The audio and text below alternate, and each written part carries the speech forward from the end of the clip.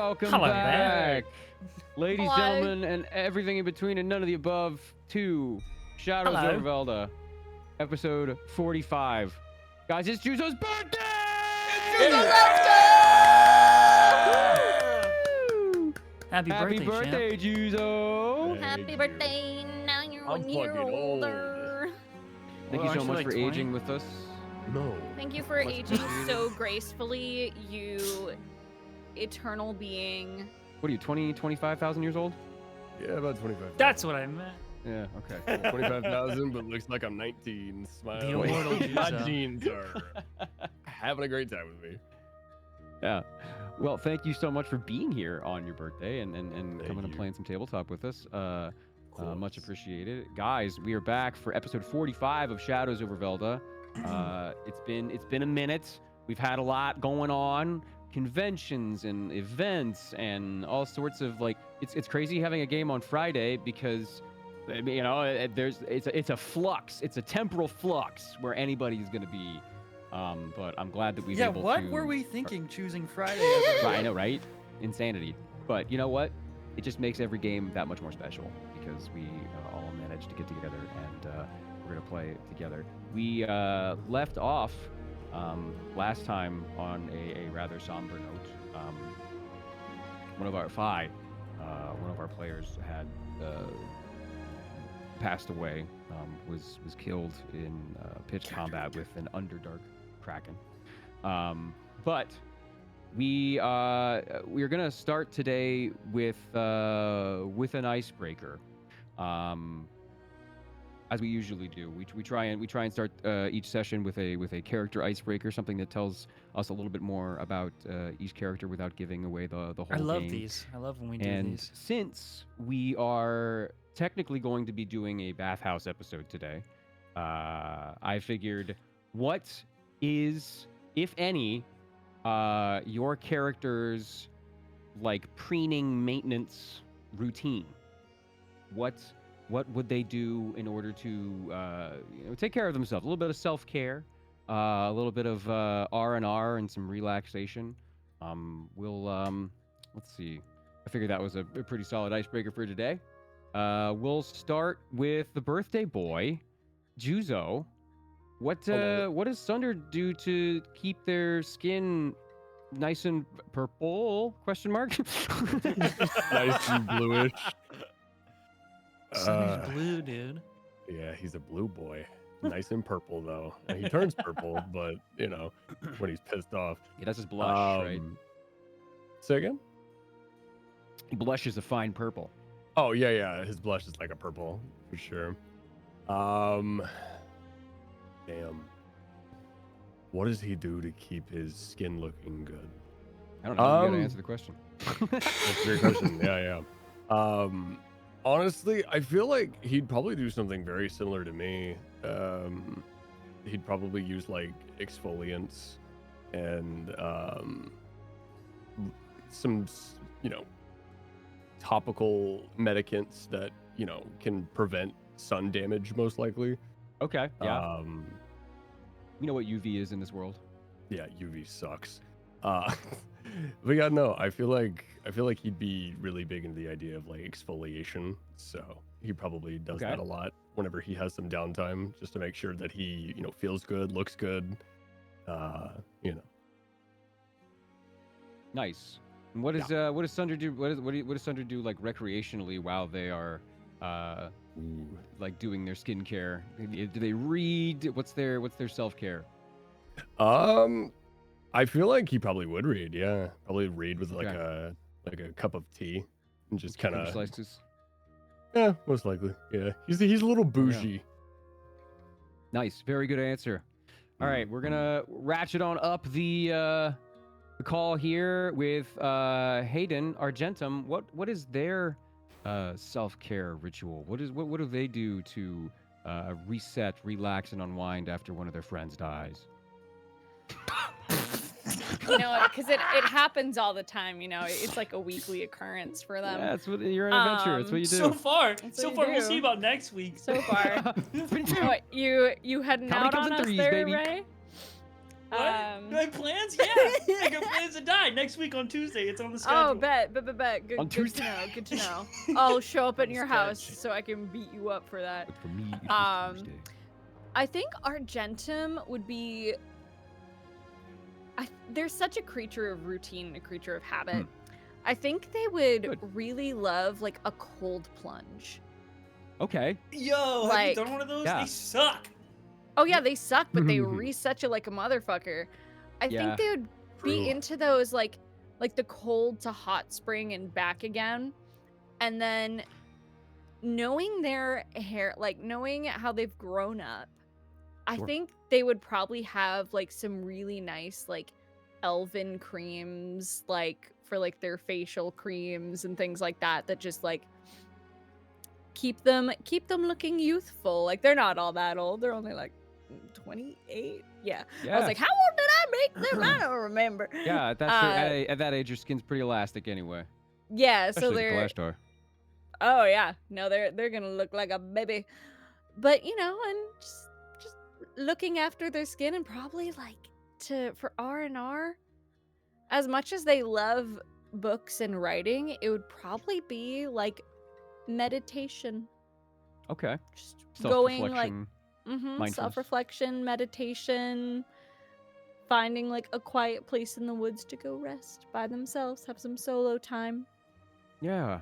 Beautiful. A nice serene, relaxed environment. Maybe a little brook or a river nearby. A nice verdant green meadow. I can smell it. It's nice. That's great. Fantastic. Very good answer.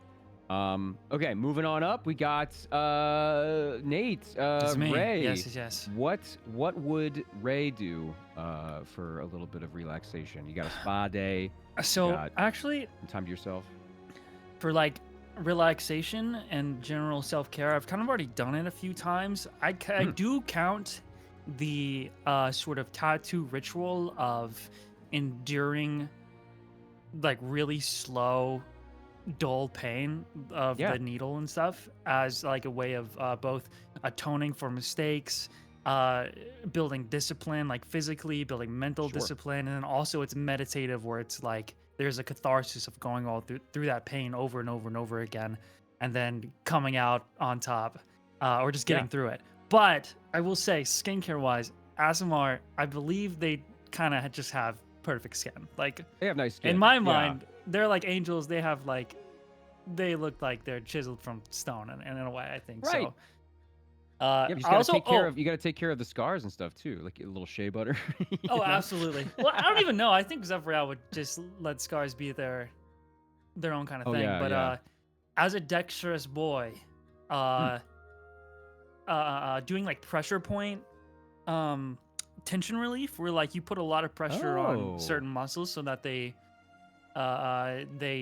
get more elastic, so that you can keep your flexibility and like all that shit. Probably stuff Yeah, like I that. saw a video the other day of there's a muscle on the inside of your hip that is like very it's not very well stretched in like any of the common stretches and stuff like that, I but know in what you're order to talking stretch about, it yeah. it's like immensely painful.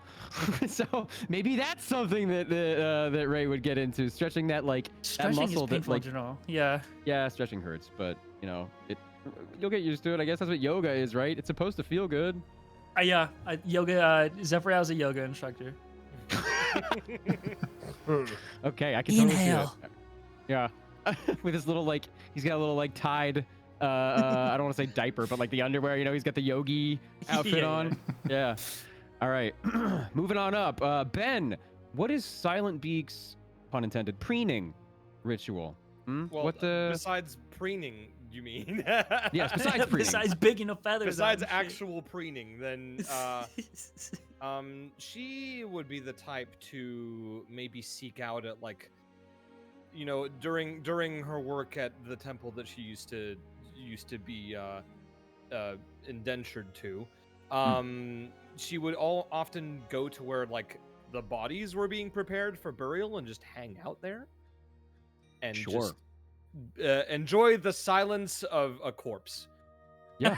Okay. Love it. It's yeah. I imagine it's a little cold, you know. A little bit, but Yeah. generally just the vibes are chill. We go to the spa, you go to the cemetery. Like You a guys got any crow would. corpses? Finally feeling good company among the dead. Exactly, but she will, like, if a corpse is not readily available, she'll probably just fucking have a cup of tea, maybe. That's good. She'll Yeah. as her backup plan. Delicious. Awesome. So we have quite the breadth of relaxing experiences. Honestly, I think one of the most varied answers we've had to these icebreaker questions, because a lot of the time it's just like, oh, I like cake, or something that's like there's some like there's some backstory there, but this is a wide swath, and that's really cool. All right, guys. I also like cake. Yeah, I like cake. Hey, we got a raid from Truck Chan. Hey, what's up? Long time no What's see, up, Truck. Shitter? Truck How you Chan. doing? Yeah, it's the Isekai Truck. I know. Of YouTuber. Stinky They're my truck. favorite. Love Truck. Beep beep. Okay, so we when last we left off, going back a couple of sessions, you guys had a 1v1 essentially, well 1v several, with this Underdark Kraken that had been agitated by the sonorous cry that was emitted by Friday, one of the NPCs that you guys had interacted with, and the kind of rival to Phi. The fight was intense. Many of you guys were knocked unconscious, were downed, but one of the last people that was left alive was Phi, and he utilized a spell that was intended to bring back an entire army, to bring back his friends and get you guys back up at the sacrifice of his own life, and that of the Underdark Kraken. And as you guys had reeled from the intensity of the fight, you guys kind of got back up and were brought back into reality, and stood up and brushed yourselves off and tried to figure out what exactly had gone on. You realized that Phi did exactly that. Did sacrifice themselves, almost crucified themselves on this cross of briars, and tried to figure out why and what happened. And does anybody want to see? Does anybody want to say what the outcome was? You were visited and spoken to by an entity, and what did they say to you guys? Yeah. The Lady of Doom. Correct. Well, we tried to stop her from taking him, and then she didn't. They had some sort of pact that he triggered when he used that last resort spell. And we collected his things and sobbed violently and got mad at that little pissant Elfram, right? Yeah. Friday, you said Friday, but Elfram. Elfram was you kind of shackled him as he even was trying to figure out what exactly was happening. Yeah, you guys got a little bit upset, rightly so. This haze of confusion and emotion. Cinderis roiled out from the Underdark Lake and had spoken to you guys, revealed that, in the destruction of the Blooded Cutter, which is true, it is spread all across the cavern, we freed him, and in recompense, he decided you guys could be escorted through the Underdark and out a passage to get where you needed to go, or Cinderis offered to open up a gateway in the rock to a very special place called the Earthen Kindling Byway, which was this tavern or inn, this public house that is at the crossroads of the Plane of Fire and the Plane of Earth. That is this sort of safe space for people to recover on these very long interplanar arduous journeys. You guys entered almost begrudgingly, some of you, and then some of the crew as well, tried to figure out what they were going to do. But when you got in, you were greeted with this.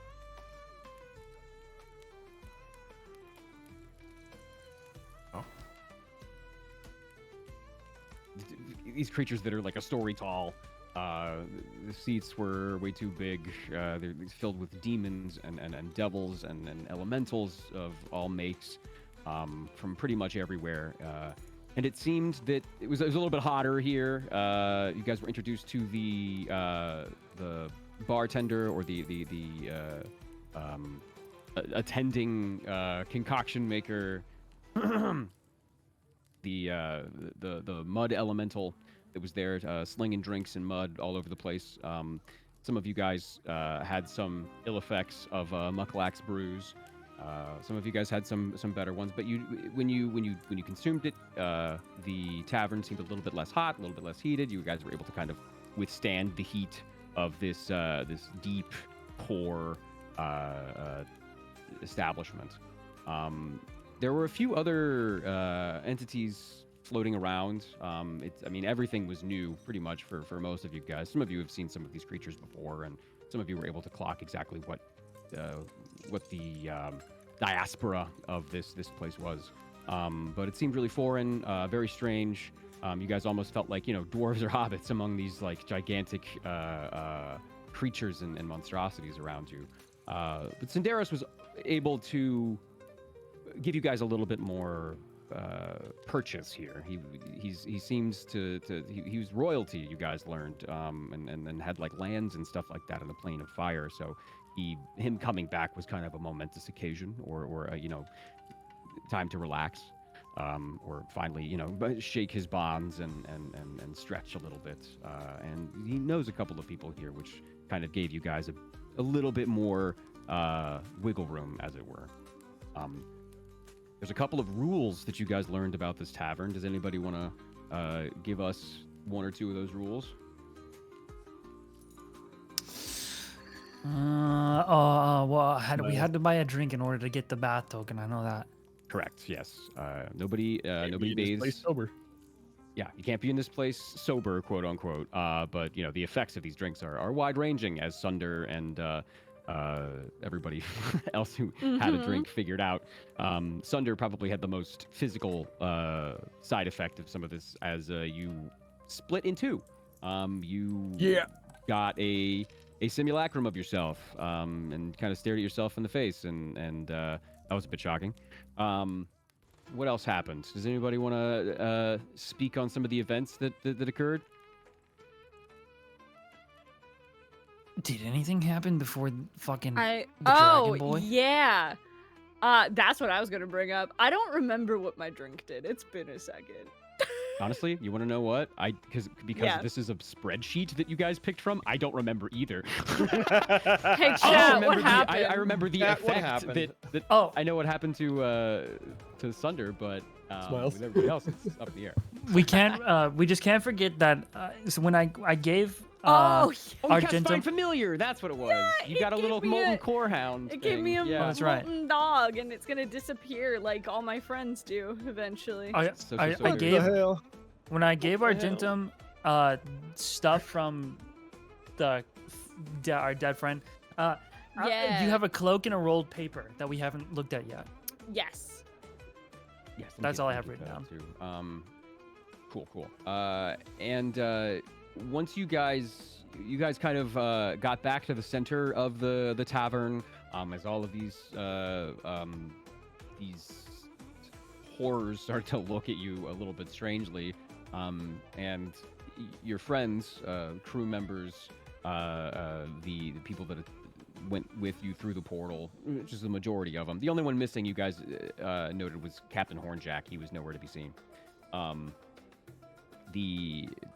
You kind of agreed to, like, let's go find a room, let's go find a place to kind of relax, and then from there we can figure out where we're going. And on the way there, Argentum specifically was stopped by this person, this taller humanoid that was in the corner, cheating people out of cheat people, cheating these demons, which I mean is pretty moral in my opinion, but cheating these demons out of money and items and scrolls of paper and deeds and clothing and all manner of trinkets. Who was that that spoke to you, Argentum?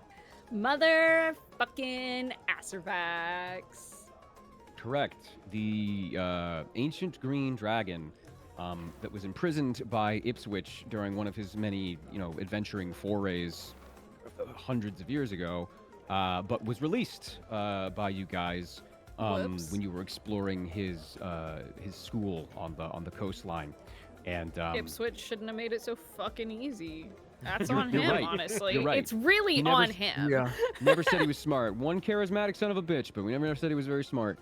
Yeah, he it was easy enough for you guys to get him out. You simply had to say his name several times, and he was released from his prison underneath of the castle. The fight ensuing was pretty intense, but what is the one thing about Acervax that is very important about his personality? He can't fly. Acervax I can't was fly. about to say, but he can't fly.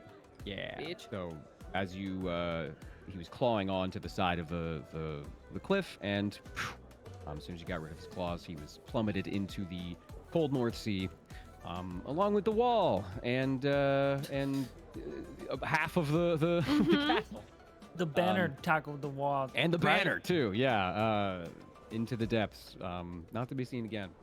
But that is where we pick up. For the sake of brevity, I am going to say that the group has found their the room that Cinderis has procured for them.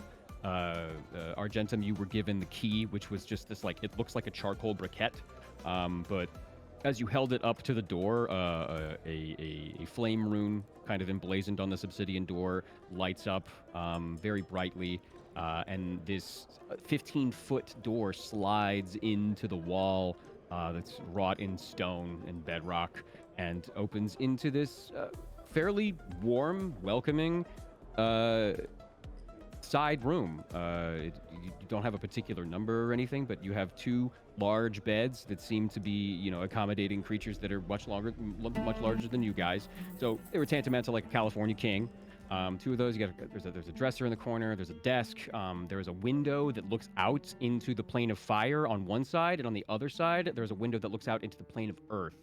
And it's quite the sight as you guys start to file in. The plane of fire is, a biblical hellscape on the surface, but there's something about the heat, the waves that kind of distort your vision nearer to the building itself. You see meteors and rocks falling from the sky, but you see large, shadowy phantoms that are whipping in and out of the brimstone and clouds from the sky. But there are people outside walking around. There are demons and devils cavorting and leaning against the signpost and drinking some stuff, even as the red lightning cracks the sky. On the other side, the plane of rock, it seems like looking back out into the Underdark, but it is wide and vast. It's almost like looking into a giant pit, this big overlook of this chasm that just kind of goes black as it goes down. Anyone with dark vision can see that there are people that are just chilling in little coves and carved out little holes in the side of this chasm. As it goes up and up and up and up and up, you see it's decorated with gemstones of various ilks, a lot of ambers and what's the... I have it written down, but a lot of amber and yellowed stones and things like that. It's quite pretty, in like a mosaic almost. And there are creatures that are moving in and out of the walls almost as though they don't exist, in and out of the stone, almost as though it's water. And this room itself is maybe about 75 by 80, something like that. It's a bit of a rectangle.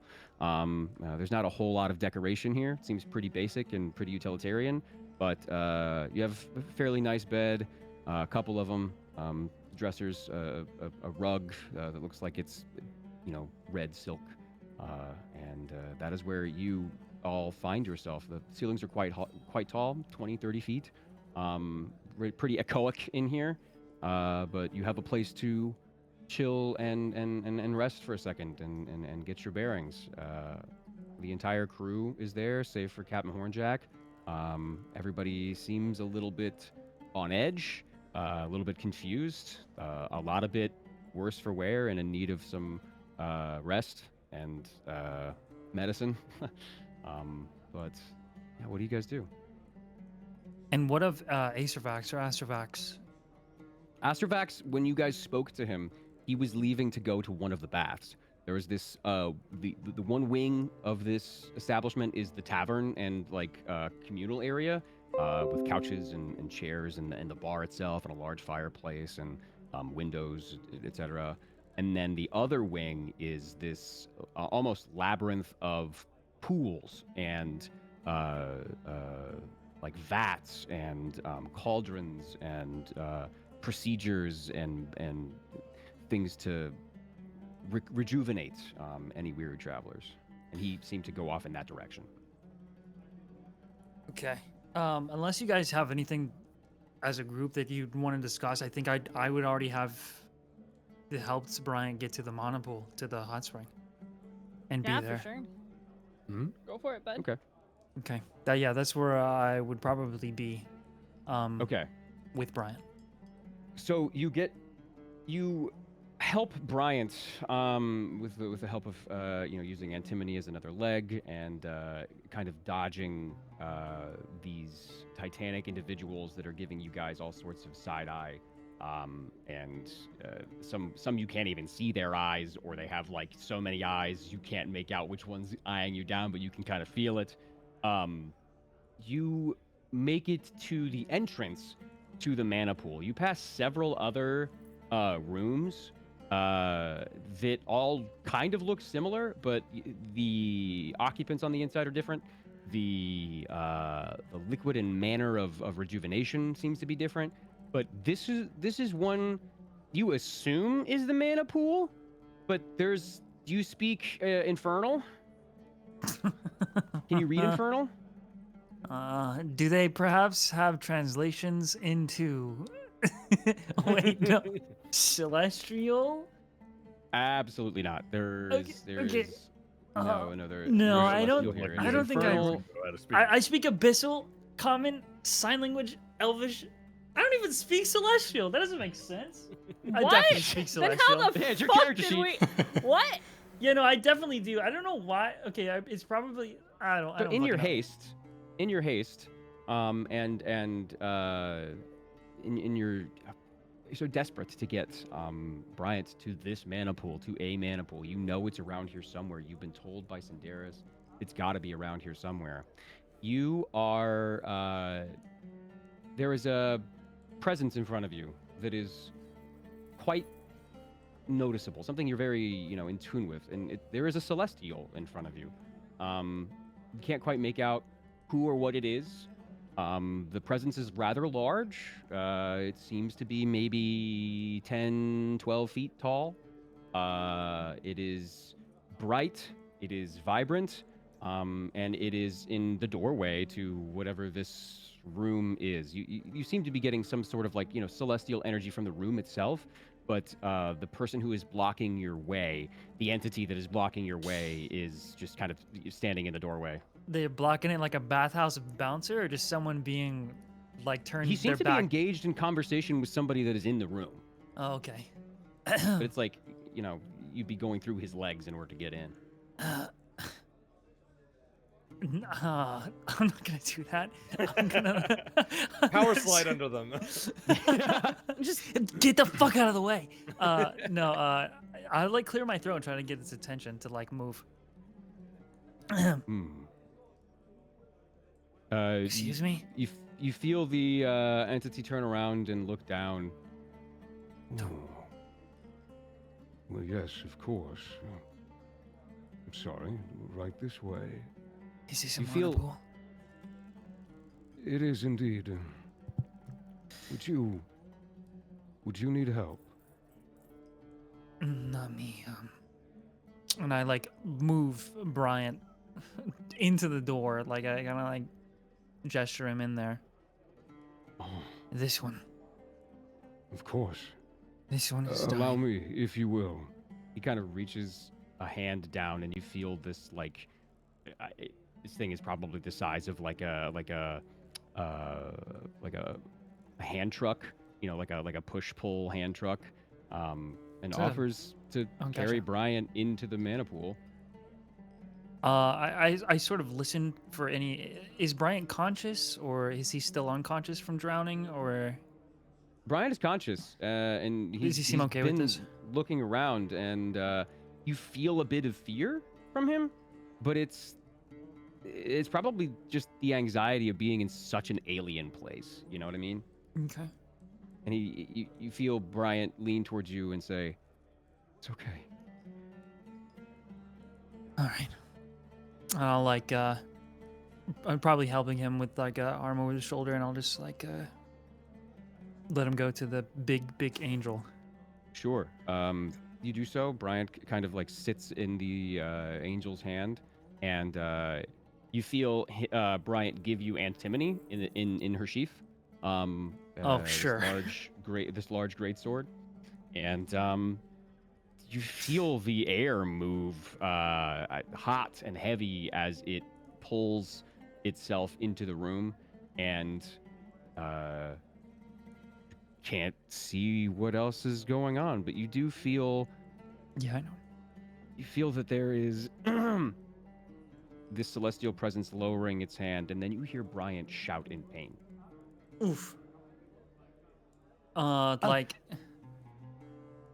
Hot, hot, oh, oh, relax. huh. And he settles in, breathes deeply. It's okay. I'm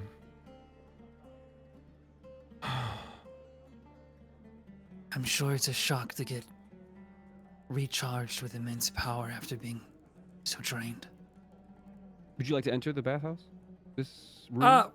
Would I know whether or not I've been on the material plane much longer? Would I know whether or not this would do anything for me in regards to the celestial thing, or not? 'Cause Make an Arcana check. Okay.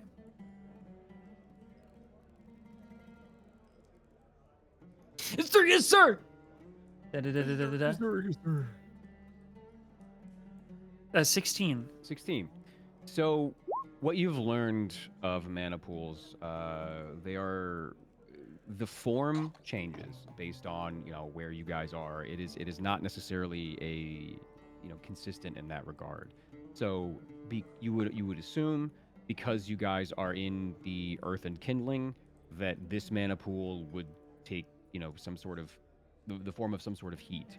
You got a little closer, and the way the sound is bouncing around the room made you realize that this pool isn't a pool. This is a recess in the ground that is filled with just steam. This condensed, Like a steam room. almost liquid-like steam that has been forced down into this little cube. It's like smoky and steamy on the surface, but you can feel like you put your hand out where Bryant would be. Bryant is fully immersed in this. He is breathing the steam in, and is just kind of like sitting on the side of this recessed pool, just floating, having a pretty good time, enjoying his rejuvenation. It seems like he might be in and out of consciousness. There's a lot of magic at once, and whether this would do anything for you, you know that Because I know Yeah, it would. we get weaker the longer we're it would. on this plane. I know the goal is to get him, back into his top celestial form so that he can go home. But if it's gonna do the same thing for me, I don't think I would submerge myself. So what you mechanically, if you are immersed in this for an hour, it will give you 1d10 on any roll. An additional 1d10 on any roll. Forget what I said, DM. I'm getting in that pool. But it does do exactly what you said it would. It does start to bring back a little bit more of your, celestial leaning lineage. It will start to cleanse some of the the terrestrial prime material taint. I don't. Okay. Nah. I'll just sit in this room for a bit and like against the wall on the outside of the bowl. I'm not gonna get maybe I'll let my feet dangle over it and sit down with the sword and the spear and that's up. But I don't think I would submerge fully in right now if I get so the you put your sense feet that it in? would start growing feathers back and stuff. Yeah. Okay. You put your feet in, and it is hot. Like it is very hot. It's hotter than the air was when you walked into the tavern. This is like this primordial soup of steam and magic that has to be coming from somewhere. You feel something start to like touch your feet. Somebody coming closer to not just you and Bryant, but you and Bryant and the Celestial that is now like going down the stairs and immersing themselves in the bath up to about their chest. And this thing is pretty titanic. It's not like hundreds of feet tall, but it's 15 feet tall. Its neck and chest pop up above the steam, and it is. You can feel that its vision. Shh, quiet, Hash. You can feel that its vision is. It's closed its eyes, but in your left or in your right ear, you hear someone whisper, "And who are you?" Talking to me. Mm-hmm. Very close. Leaning on the edge of the bath. It's like the steam has like slickened this bronze tiling that's all the way around it, and Gotcha. they're leaning towards you. I for sure jolt to the left away. Full disclosure, I'm still fully robed in this bathhouse.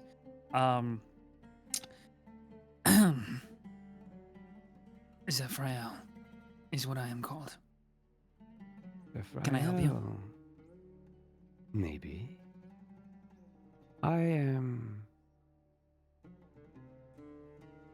Well, we are. And there you hear the giggling of two female voices in the corner. We are new here.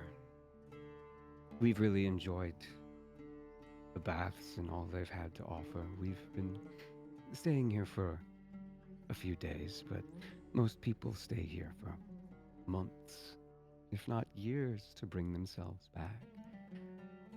I notice you are a follower of Lolth. I quite enjoy your scarifications. It looks quite painful. Sure, you could say that. Less of a follower and more of a... why do you ask? May I feel them? Who are you? If you let me feel yours, I'll let you feel mine.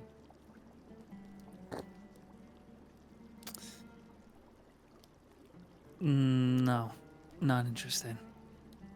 Give me just a second. I gotta get the sheet up. And I say, whatever you're doing, you'll have better luck on him. I kick a foot towards the floating and unconscious Bryant.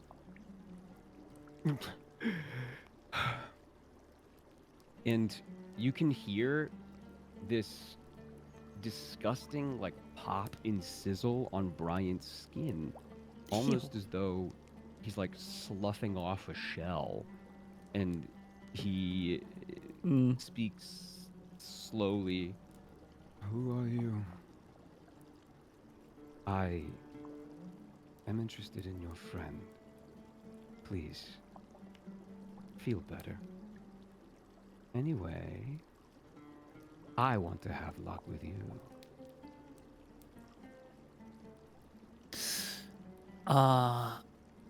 Like I said,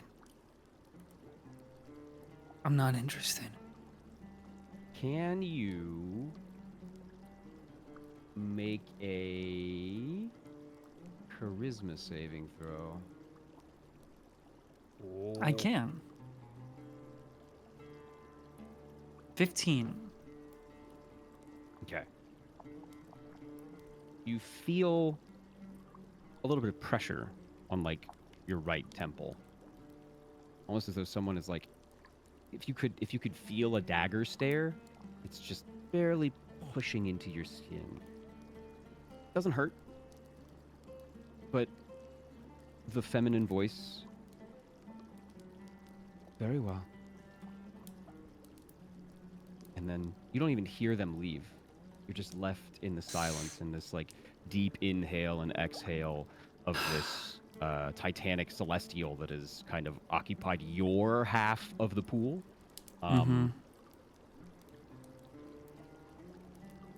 Bryant takes a deep breath. Yeah, I just feel Wow. like.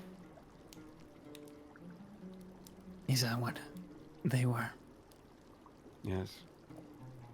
And by the markings on their skin, they are a follower of Kiriansli.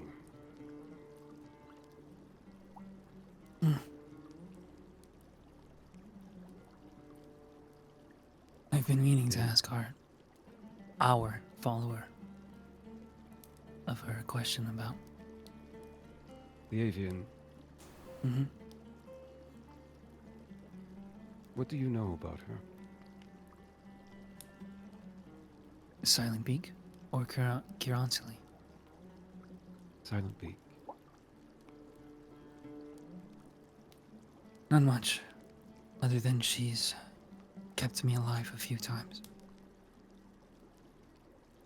She seems to be quite adept at that. If I'm not mistaken, Kiransili has the domain over death. And is at odds with Lolth much of the time. Well, Lolth is at odds with everyone. Usually.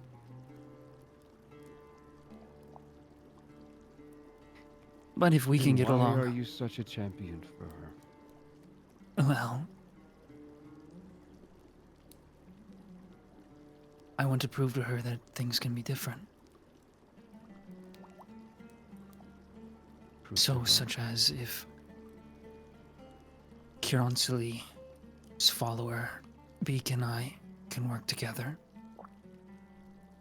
Or if doing things my way can attract more followers and power. Then maybe her tenets of cruelty and otherwise insane evil can be adjusted. You feel It's his m- hand on your like left thigh. You're a good person. You've always been so kind, despite your demeanor.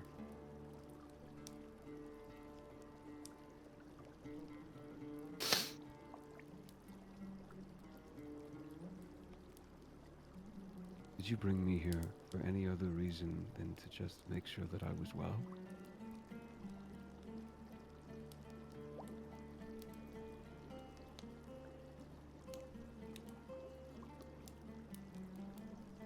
I think I sit in like a silent thought for a second.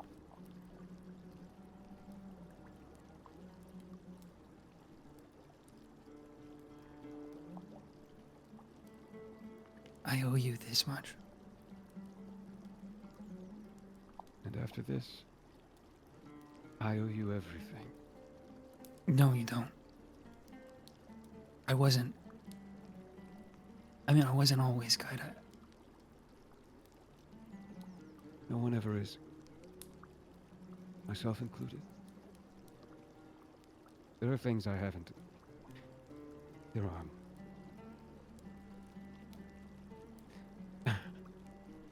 Pardon me, this is quite an exhausting. For rejuvenation, this is quite taxing.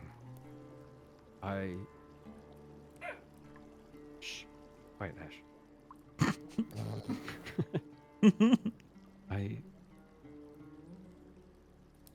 Thank you.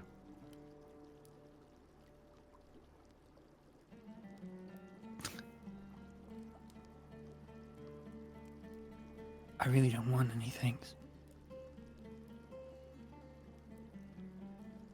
I do this selfishly, partly. Out of guilt. To be honest. A lot of your band seems to be laden by guilt. Immense guilt. Well, we have witnessed a lot of things go wrong.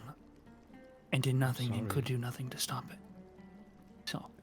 Sorry I could not do anything to keep Fi with you. Yeah, I feel if I had the time now, if I had what I have now, I might be able to do something. I'm breathing deeper than I have in weeks. And it's working. Yes. You're getting the divine It'll take some power time. back.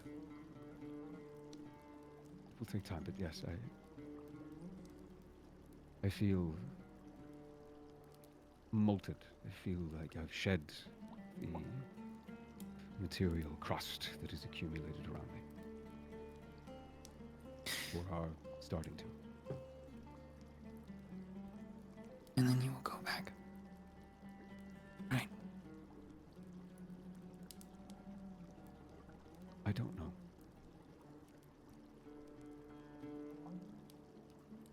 There's much to tell our fathers.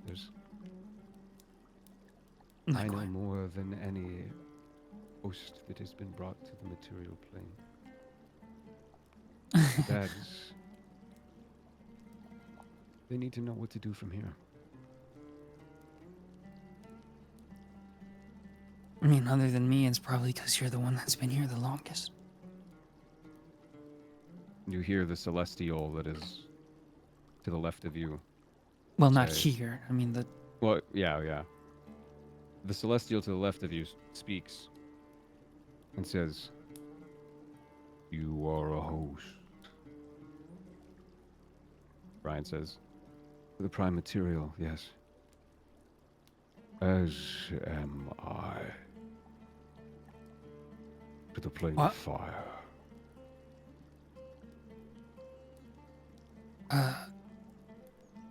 like you fight here. I protect here. He gets closer to you guys and speaks clandestine-like. I have been sent here to prevent Veyron's influence on the plane of fire. Pieces of the game have begun to move. The board is more active than it has been in years. We've been here for a week, watching those three. And you hear the giggling of the drow in the corner, talking amongst themselves, drinking, carousing, and diving in and out of the pool.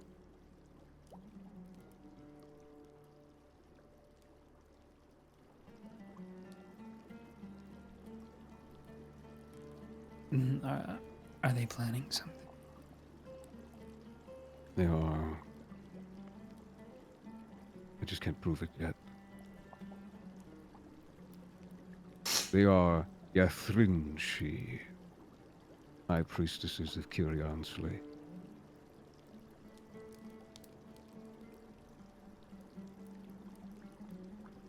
Yathrinshi? Yeah, Yathrinshi. Yathrinshee. Could you write that down in Discord? Yes, of course. Put it in the general chat.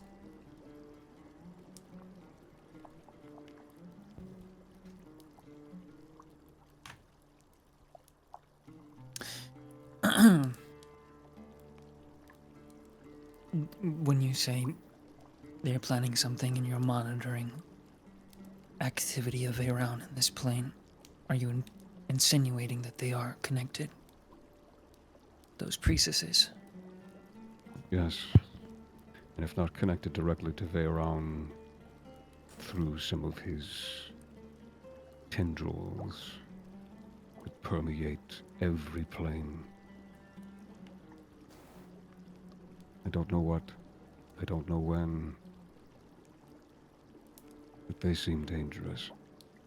The dads would not have sent me here without information, without cause.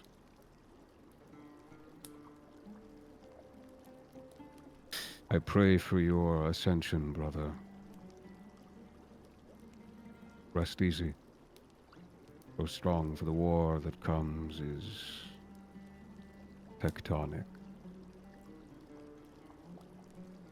What is your title and your I name? am Elohim, host of the fire plane.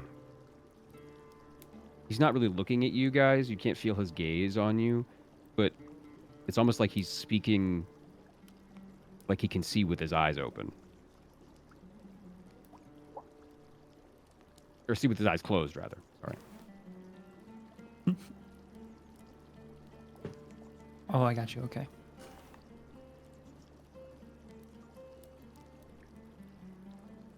I've tracked these drow since the city of Brass. The weeks I've trudged through the plane of fire, through the Underdark, trying to find their motives. They've met with a wizard, a warlock, a cleric. They've got to be plotting something. No one seeks out a holy man that lives down here. See how few there are in this bath. And yeah, after he brings it up, it's just you guys. There's literally nobody else here. Strange. They are unaffected by the heat of the bath.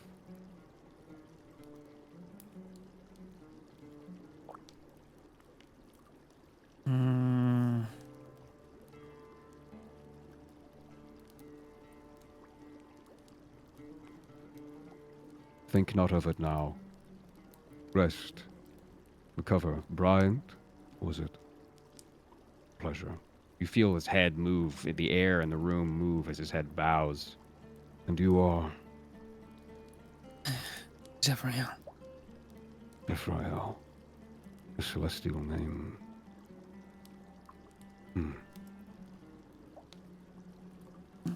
I sense much power in you, Zephyriel. I pray it is on our side. If your side is against Veyron, then it is. You hear a very heavy smirk, almost a scoff. And from there, we will go back to the room. What is everybody else up to while Bryant takes a very long, well-deserved soak? Someone Ray. save me from the drow women. No. Just rubs hands together. No. I put it in chat, but it should have been me, not him. Listen, man, I look like Um, a fruit fly right now, rubbing my hands together. If anybody speaks Infernal, you pretty much I can do. navigate. As do Yeah. I. You know exactly where to go, what to do. Well, not where to go, but you know what all these rooms are, and there's little plaques on the outside of all these baths that tell you, you know, a vague concept of what is on the inside. And yeah, you kind of you can make your way around the bathhouse. Your rooms are on this wing as well, so it's easy. It's an easy. You don't have to cross too many paths with too many creatures.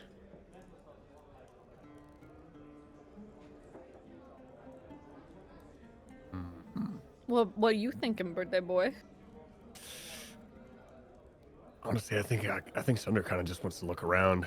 He's still kind of like weirded out that there's two of them, but like he kind of wants to look around Sure. and see what's up. So, Sunder, you and Sunder, you go ahead and you leave the room and you pace the place a bit. There are, let's see, 1, 2, 3. There are 4 different baths. And you do see Ray and Bryant in one that above you. It says the steam mana pool. The other ones, as you walk through them and past them, there's a Titan Wash gem scrub room. There's one that says tectonic wave immersion. And then the third one that is right before the mana pool says jasmine ochre soak. Any of those tickle your fancy, or if you want to look specifically in any of the rooms before you leave. There is no door. There's just like beaded curtains. And strange plants and stuff that line the hallway of this wing. Everything, and it's all like laid out in. It's not written or scribed. It's all laid out in this beautiful like shard mosaic. All the text and the runes and the lettering. I think Sunder will probably walk into the one that says Jasmine Ochre Soak. He Okay. like kind of grabbed his attention a little bit. Sure. You walk into the ochre soak room and you part the beads that kind of clack back around you. You get a good look at everything. And this is a room that the pool itself is in the shape of a diamond. And the material that's on the inside looks like mud. This like roiling, liquefied, like sandy mud with tiny bits of like there's a little bit of plant matter in there. There's some leaves, there's some rocks, and there's precious stones in there as well. You think you caught a ruby, and then like an emerald that kind of like bubbles up to the top and then roils back down. There are 2 occupants in here. One is a large, feminine, like stone wrought giant. This massive like woman, thick brow, deep onyx skin. Looks like it's been carved or chiseled out. She's very statuesque, has a very strong jaw, long dreadlocks that kind of scrape against her onyx skin when she moves around or she reaches for this really thick black drink that she's drinking. Stark naked, what you can tell. She looks maybe about 10 feet tall, but you can't really tell how deep this pool is because it's not translucent. You can't see the bottom of it.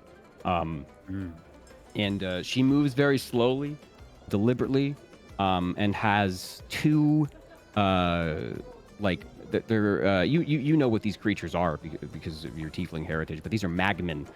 These are like little lava magma gremlin goblin things. They have these long pointed ears. You can tell that like the interior of them is like this nougaty center of magma and lava that's just moving over and over and over again. But one of them is massaging her shoulders. Another one is like mixing her drink and making sure it doesn't get like stagnant or have too much sediment or anything like that. And she's chilling in the corner. The other one is Acervax, sitting on the corner that is closest to you in this diamond shape. Looks like he just kind of came in and immersed himself. His robes and her robes are hanging on hooks that are closer to the door. And yeah, he's, again, just to reiterate, he's this like this tawny, long-eared, almost elven-looking humanoid, a little bit larger than normal, maybe 8-9 feet tall.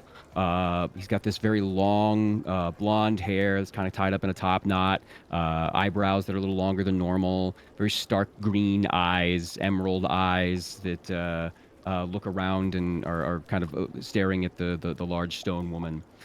He also has a little cabal of magmans that are massaging his shoulders and attending to whatever hedonistic desires that he wishes for.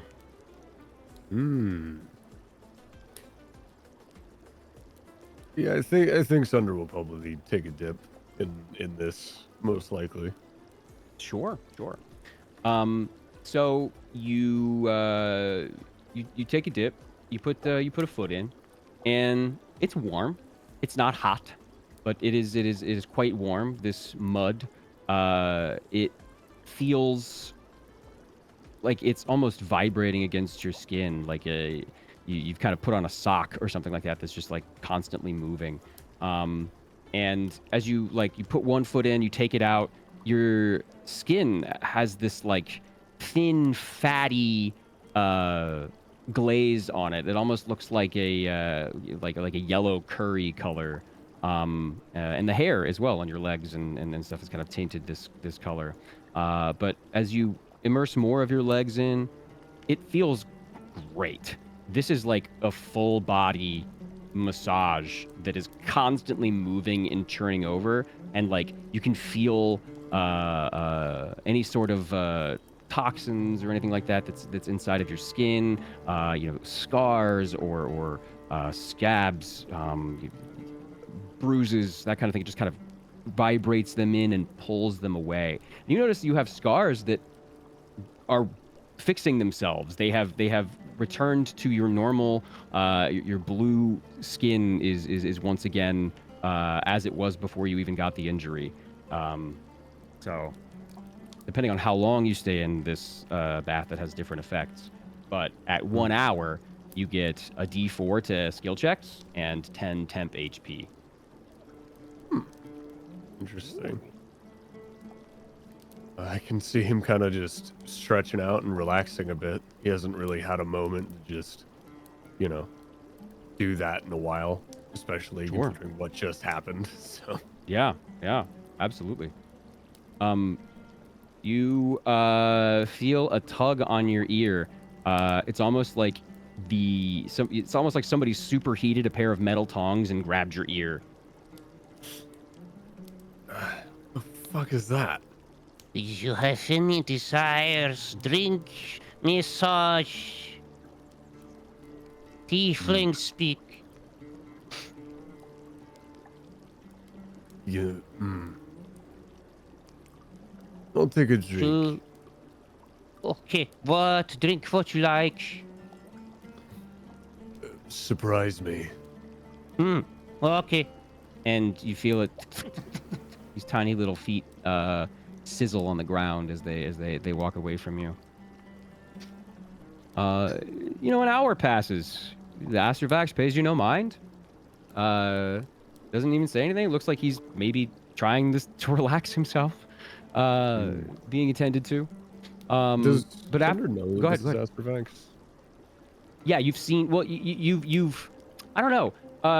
You know what Astrovax looks like. You saw that Argentum had spoken to them, and I imagine they kind of shared the business card and was like, "Holy shit, this is the dragon They we let out." absolutely told you. It's like, so, Okay. I think at this point, kind of knowing that Sunder will kind of strike up conversation with Astrovax and just kind of ask. So after all the shit that we were dealing with in the past, what brings you here? How'd you find your way here? I'm curious. You hear a very deep sigh. So you do want to talk? I'm not here. I'm not Well, questioning you. This is one of my favorite spots. It is the first thing on my mind when I plunged into the cold North Sea was how I could sink into a hot mud bath in a few hours. This is where I go to. Knowing that, Bring myself knowing back. that, I'm curious. How cold was the sea? More than you could possibly imagine. It was like being stabbed with a million icy needles. Not great after being bound to my own tail for 200 years. I can only imagine. Oh, no, you can't. You can't. Try me. Make a wisdom saving throw. Oh boy. I'm not that smart. Let's see. Wisdom saving throw. And that is an 18. You start to feel something in your brain, almost like brain freeze, start to punch at your like lower forehead, and it gets more and more intense, and then it backs off. Maybe you can. Maybe you can. What about you? How did you all end up here? Well, after we lost our friend after the battle with you, we've been kind of trying to find them after a period, seeing where the wind takes us, and led us into the Underdark. Dealt with a kraken while we were down there. We lost a friend before we came here. Now we're here. I've lost many friends in my almost 1,000 years of existence. Ipswich killed my brother, you know. That I didn't know. The Sorry fight to I hear had that. was revenge. And then that warlock decided to imprison me under his castle for God knows how long. 200 years. I do. I don't need God.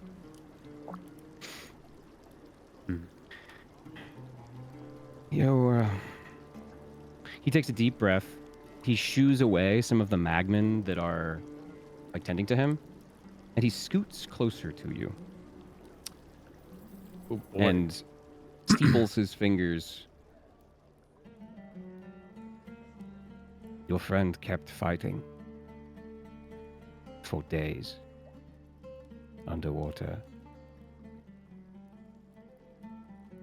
through the river, through various grottos, and he put up one hell of a fight. I lost track of him after the currents swept me away. I have never seen such love.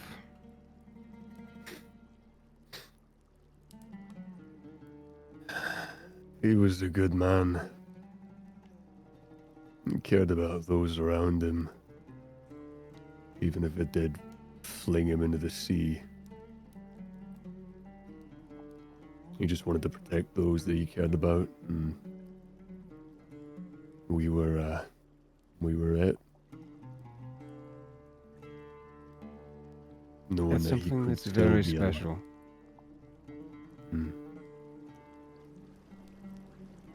Not a lot of people like that in the world, where people care about themselves rather than others. And there's a lot of dragons like that in the world. Well, you're one of the few that I've actually had the pleasure of speaking to. It's a pleasure now. Well, water under the bridge, so to say. I have no problems with you. We've kind of dealt with that. And now knowing that you didn't exactly kill our friend Wall, it tells me all I really need to know, especially considering knowing that you were imprisoned under that school.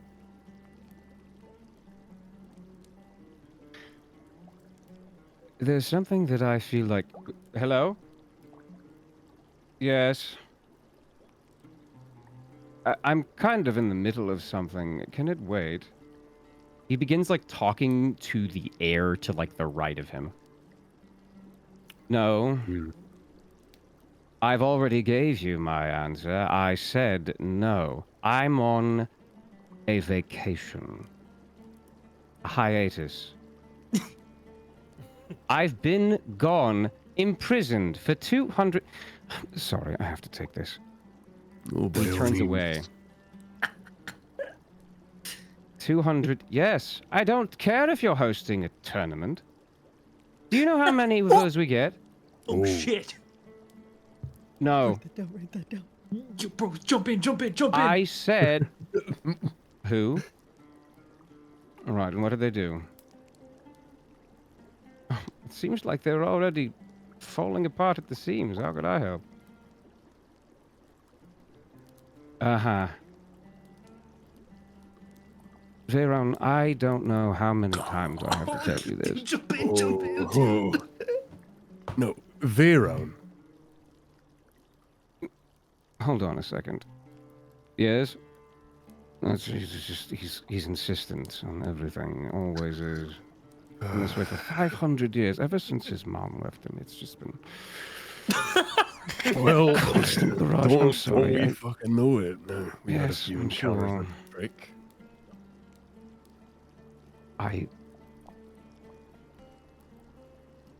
Do you Mm. know him?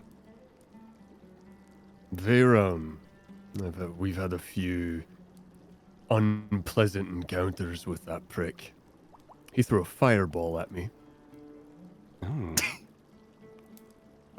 Well, He's most being of my very friends. insistent. Give me just a second. They hit by you. all means. Oh, blessed be.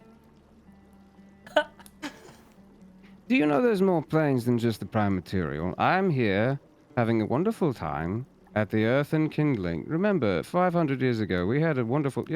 Yes, it was the... Yes, Mucklack is still here. Uh-huh. We're so just- fucked. No, I can't.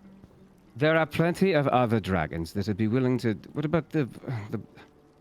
What's his name? No, the yellow one. No, white. He was white. Yes. No, what about the chromatic dragons? I've always... And he leans over to you and kind of gives like an aside. Dragons have hated Drow for 1,000 years. Why should I stop now? Yes. I can't... There is no agreement. There is nothing I can do. You know... Yes, I'll think about it. Would I be top seed? Of course. Well, my rider clearly states that I need... Yes, I'll hold.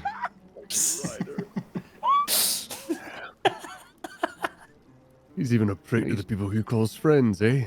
No, I tried to spend some time to myself. I said 2 weeks. And you said, it's in 1 week. It's in 1 week. I've already paid for the 2 weeks here. I'm not leaving. I don't blame you. I wouldn't either. In my favorite conversation in the entire campaign. Incredible. Ah. Yes. Yes, I'll send out some feelers. I'll ask around. Yes, you'll see me there in one way or another. Goodbye. Oh, tell your sister I said Hes. Thank you. Gosh. Anyway, where were we?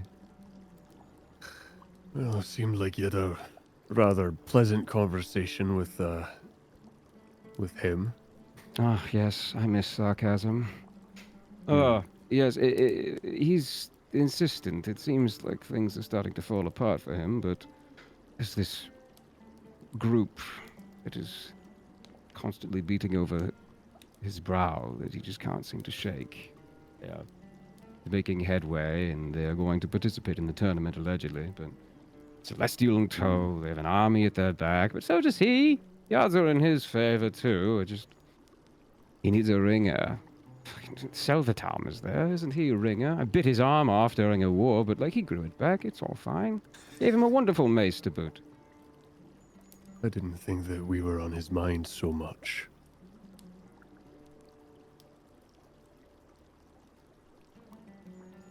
What?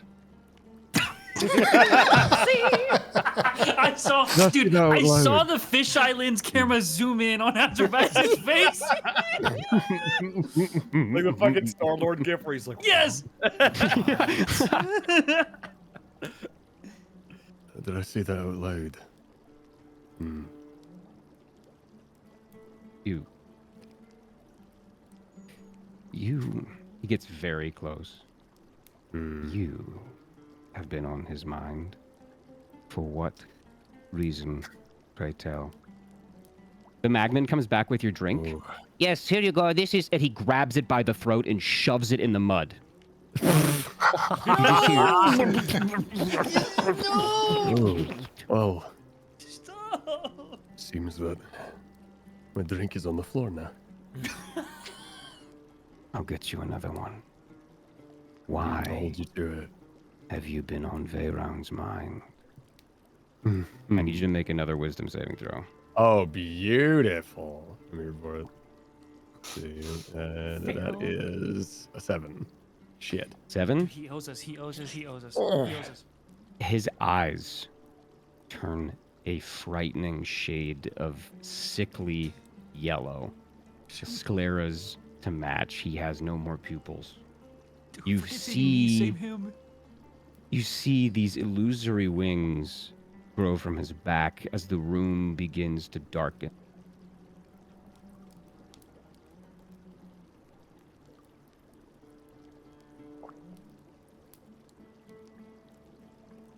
We've been on his mind. Yes. Why? Well, first, Answer no correctly, need. tiefling. Like, man of my words. No need for all the aggression. This You is a wanna know grudge. why we're on that- a grudge? And why are you holding this grudge so tightly?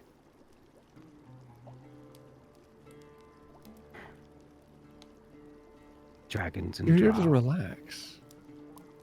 And Are you you have not? made that very, very difficult for me. Dragons and drow. I mean, Have been at let's- odds since the calamity.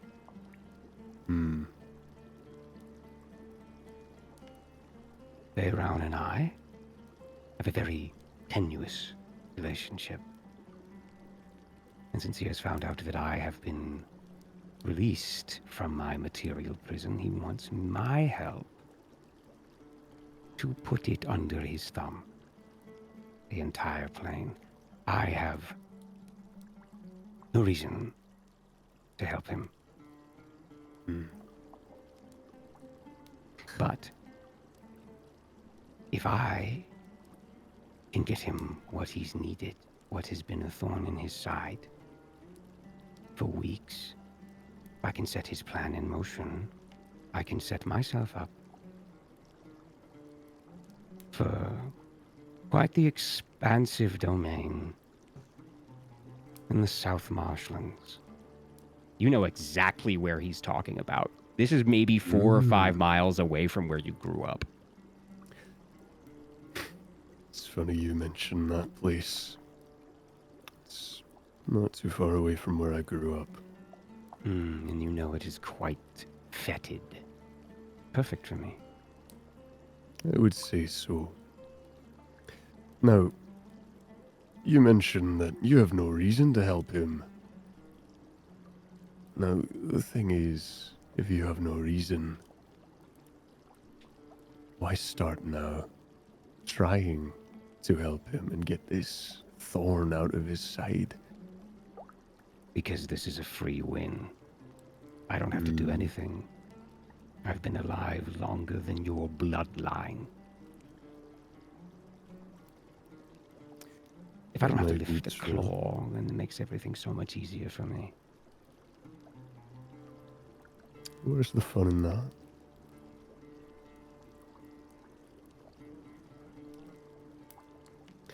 Now, you were asking, and I did say I was a man of my word. We put a stop to a little ritual that he was trying to get set up back in Ivbranca. That's when we first encountered him. Our friend, the one who took you into the sea, to my knowledge, is the only person to have injured him. The I have never wings seen a recede. god bleed until that day. He blinks and his eyes go back to their normal emerald green. He smooths back a shock of hair that had gotten a little rustled.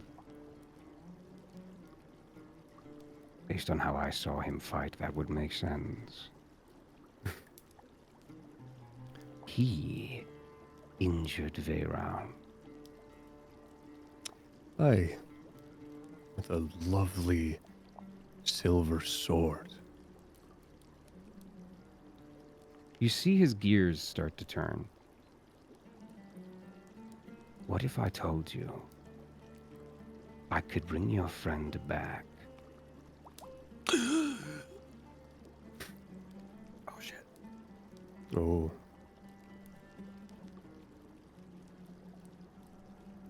And how do you suppose about going and doing that? That's my little secret. Hmm. But what if I said I could? And what if I gave you a blade of similar make? And what if I was your patron in the tournament? Hmm.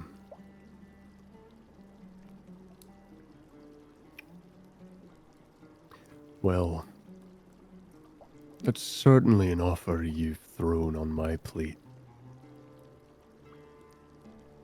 The opportunity to bring back our friend whom we've been searching for a very long time for, while also having the terrifyingly intricate dragon Acervax at our rear for the tournament. The tournament that we plan on winning.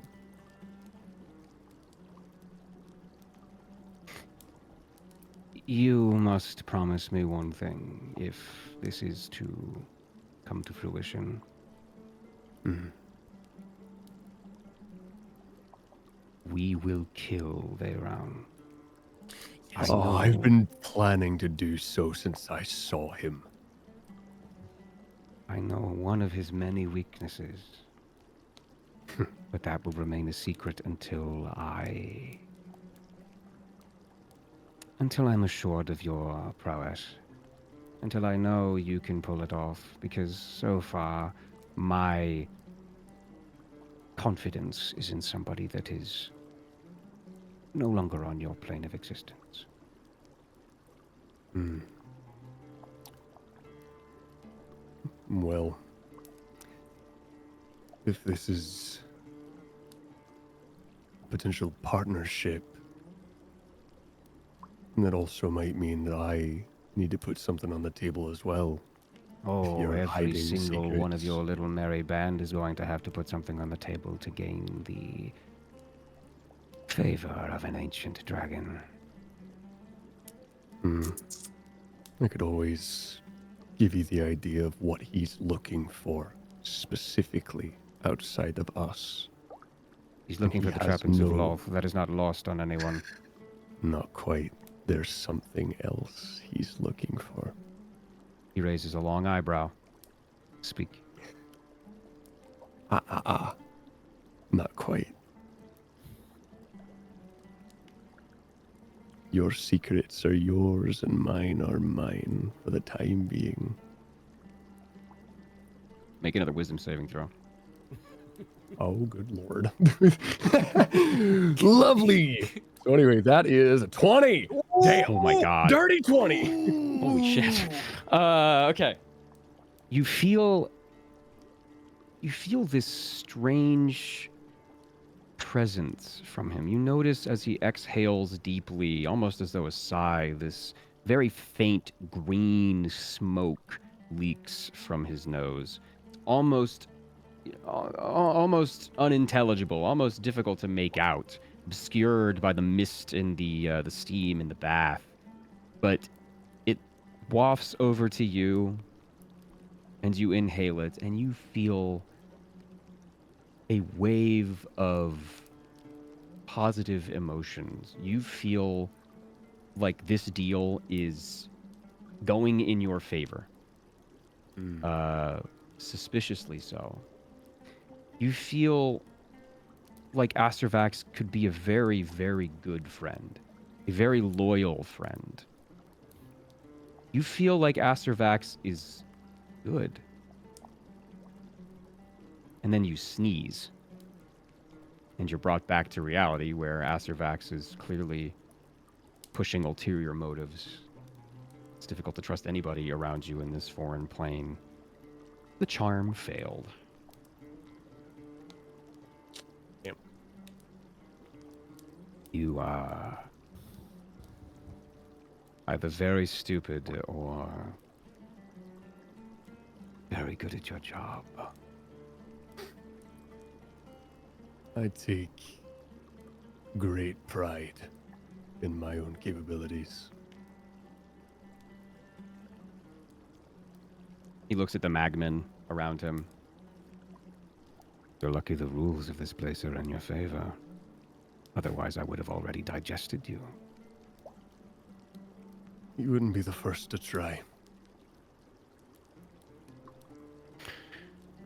So, what is Veyround looking for beyond the trappings of Lolth, beyond grabbing the power that his mother once held and now spread to the 9 winds?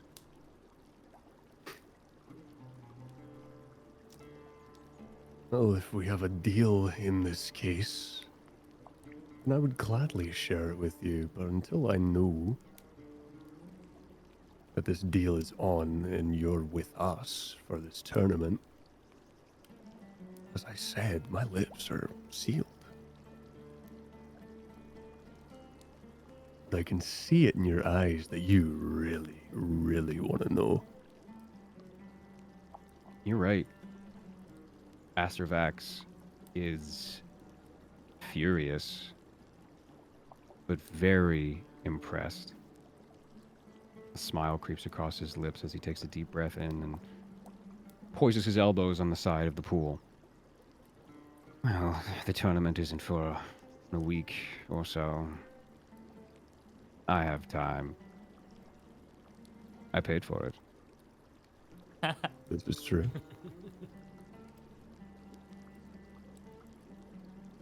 And we will cut to the rest of the party. Beautiful. What else is everybody doing? I think Argentum is probably about to, like, after Sunder's been gone for, like, maybe 30 or so minutes, they'll start wandering the bathhouse themselves. Okay. And Beak will accompany So- them. Yeah, Okay. I was about to say, I'm like, they'll probably ask Beak if they want to go. So there's you run into the same rooms. At a certain point, you do see the second to last room is the one that Sunder and Astervax are in. The last room, the steam mana pool, is where Bryant, the Celestial, and Ray are. The other two are the tectonic wave immersion. That doesn't really have any steam coming out of the room. Just looks like a darker room, like very warmly lit. And then the Titan Wash Gem Scrub, which is a very brightly lit room and this like kaleidoscope of lights that is flicking into the hallway. And you can't quite see who's in it without like poking your head in, but and you feel free to join some of your compatriots as well. Yeah, I think because to Argentum, if they see Sunder, they'll likely, like, wave Beak. Sure. Beak is. Are you willing to follow Argentum, or would you like to go elsewhere? No, I'm following them. Okay. You guys enter again this diamond-shaped pool. There's mists bubbling up and smoke coming from the very bottom of this vat of mud and vegetation and gems that is constantly moving and like shaking and vibrating a little bit. Sunder is closest to you guys. On his right is Acervax, and in the far corner is that large stone lady, this giant woman that is sipping this black Icarus substance and relaxing and having a pretty good time. Shortly after you guys enter, Beak, you are kind of pushed, like as you guys like hover in the doorway. You're not shoved out of the way, but you are like shoulder checked by this thin, sinewy, this devil. He's got these long, curly horns. He's about 10 feet tall, and he takes off the robe that he had been wearing. He hangs it on the hook there, but he holds on to a bag that is jingling. And some other things. He's got a drink in his hand and some other stuff that he's kind of holding on to that are like his personal effects. And goes over to one of the far corners and sinks himself in his strange feet into the mud and puts the sack of coins to his side, which you can now see are coins that fall and spread themselves around the lip of the pool while he wraps them in his arm kind of to protect them, and then rests his head and closes his eyes. No apology or anything. He just kind of like checks you. Argentum will just look at Beak and just shrug, like, no, par for the Beak course. will return the shrug. Like, And we'll I look guess. at the dude. Beak, can you make a history check for me? History. Oh. Yeah. Use your giant bird brain. Ah, bird brain. Bam. Wrinkly bird. Damn, that's 21. one wrinkly It's filled bird with bird brain. seed. Dude. Wrinkles. So many wrinkles. What did you roll? 21. 21.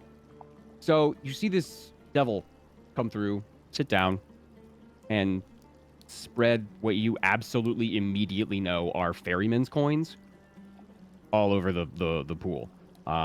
And as somebody that is well versed in the coming and goings of souls, the passage of one's like memories and life, ferryman's coins buy souls. It is 1-to-1, one soul, one coin, and this guy's got like 50, and you've only ever seen like a partial ferryman's coin, or like one that has been so old that it almost is useless and like just kind of like a fun little trinket. These are minted. These are fresh. Highly unusual. Is there a coin that happened to have landed in a place that I could potentially swipe without the guy Make noticing? a perception check. Ooh. 18. 18?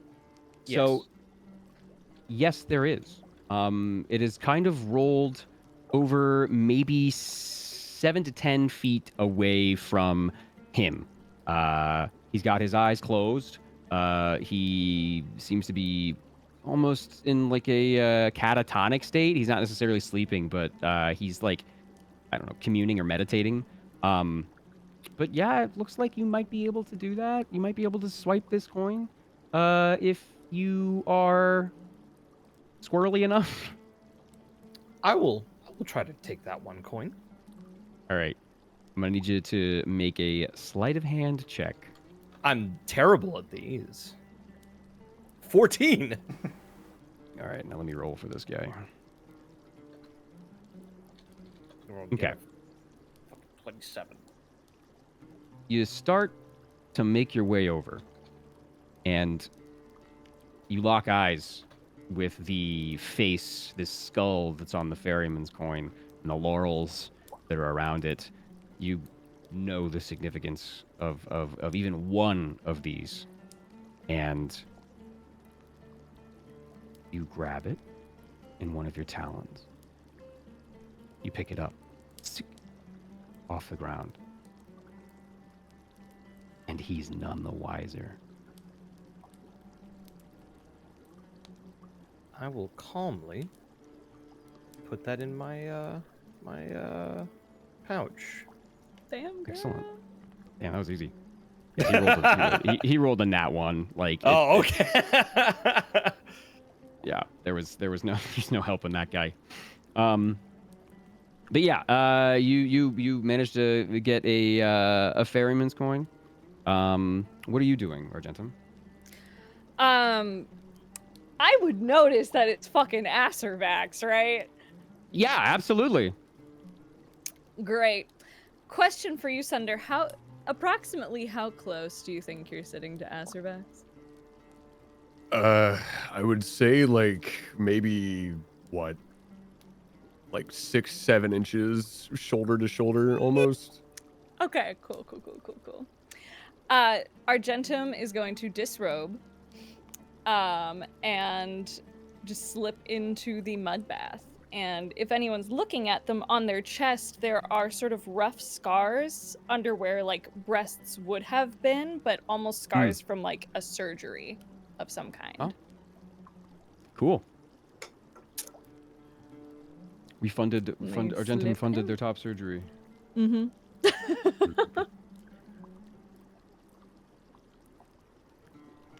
And they Nice of you just to join us.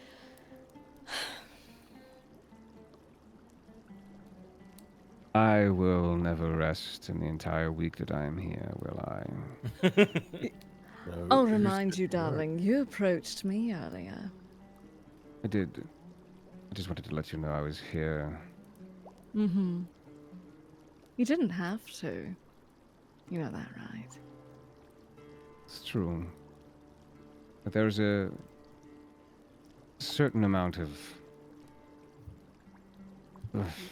dare I say, recompense that is needed for somebody who has let me out of such a ghastly prison. So I will take this opportunity to say words that I say maybe once every 500 years. Thank you for letting me go. And thank you for not killing me, even though I totally could have done that myself. Sunder's gonna slap Acervax on the back. Hey, look at you, Vaxie. Wow. Kind. If they Well. never find your body, there was never a murder. Hmm. Good luck. Watch it. So, what are one of my favorite people's doing? What have we been up to? Well, outside of relaxing, we've been catching up, old me and Vaxie. Oh, really? Well, give or take, catching up. I simply proposed a mutually beneficial partnership, limited in its time and scope. Of what sort? Well, Vaxie might be helping us out with the tournament. And what are you wanting in return, Vaxie? I may have proposed some information that we know of that Vaxie clearly didn't know of. Argentum's gonna give you a very hard look. Like, they'll tip down their glasses a bit, and it's almost like the galaxies of their eyes are, like, swirling a bit more intensely as they stare you down. And you hear in your head just, and what information did you offer up? Sunder will, like, kind of cock his head slightly and give a shit-eating grin. And say in his head, well, he's only aware of the fact that Veyraun is after the trappings of Lolth. We know of the other thing that he's after. Vaxie doesn't. We cannot tell him that. Who says I'm going to? All right. I'll play. I'm a negotiator at the end of the day. Of course. And one thing that dragons seem to enjoy more than gold is what? Information. Correct. Mhm. Knowledge. I love the way you think. So, Vaxi. He cringes a little bit. Yes. Darling, great and powerful Asavax. Much better. So, tell me about you. I am as old as the hills that you grew up on. Where would you like me to start? Your birth? I know so much. I've seen so much. Oh, you seem like a fun wellspring of information. I don't know where to start. Let's start with, what do you know of Veyron? Iran is a petulant child. Yes, that I know.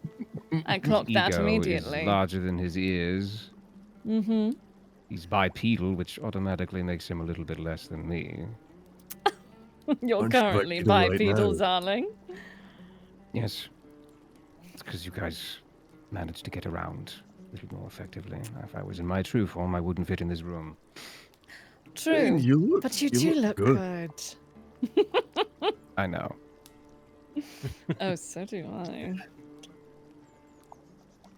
I Takes a deep breath.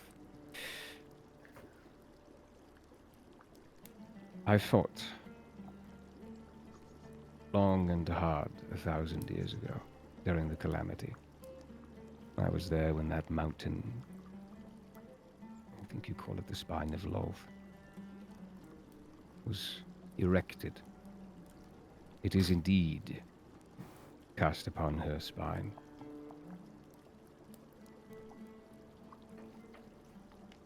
In one of her forms. The fighting was fierce. I slew several gods. They just came back. We realized, after months of fighting, that it was fruitless. As long as the gods had followers, they would simply return. Full fighting strength. Especially Lolth, whose followers were more difficult to get at because they seemed to be protected by miles of earth. Even dragons have difficulty with physical obstacles. Very few of us have abilities that could affect the physical world. I can make people believe anything I want. I can vanish from sight. I can erect trees larger than entire cities. I can speak with any creature, but digging seems to be beyond my realm. I suggested to our leader that we should retreat to our city in the stars. Leave the material plane alone. Let it die. As we grow fat and happy. His ego got in the way. And he threw dragon after dragon at a war of attrition. A victory at what cost? The gods knew what they were capable of. And then he suggested something that a few dragons were quite against. Don't fight the gods. Fight their followers. Huh.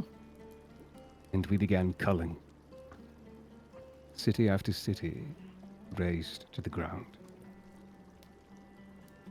Innocents immolated. For no reason. I kill with intention. I don't murder indiscriminately. I left. I found a realm in the marshlands. One reason why I wish to return there. And I let the war rage on. I was ostracized. And then 200 years later, when things had finally settled down and I had begun to develop my own little cabal and my own small hoard of secrets, the local town, your local town, was quite a mess with intrigue, adultery, and it was delicious. But Ipswich came along, murdered me. Well, murdered my brother, but he might as well have killed me. He did not imprison me. I gave myself up. Why? Grief. A Understandable. lifetime of war and hatred and murder did not suit me.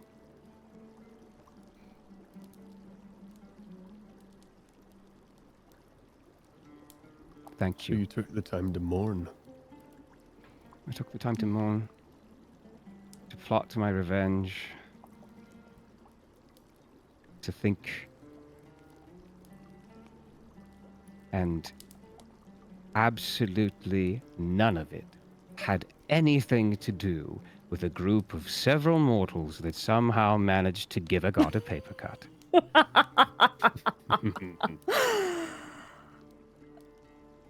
Well, what can I say? We are incredibly skilled at being royal pains in the ass.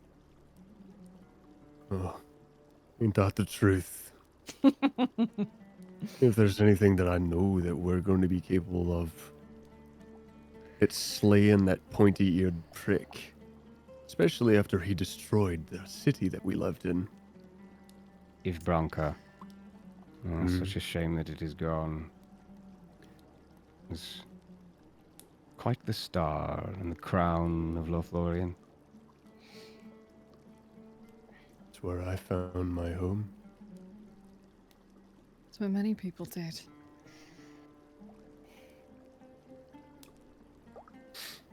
If we take out Veyron, we can give people a home again. I think that's important. Isn't that the truth? I mean, he already hates us. And he hates the fact that his sister kind of favors us. Just a little bit. Astrovax doesn't say anything, but he's registering that you guys are kind of revealing stuff for him.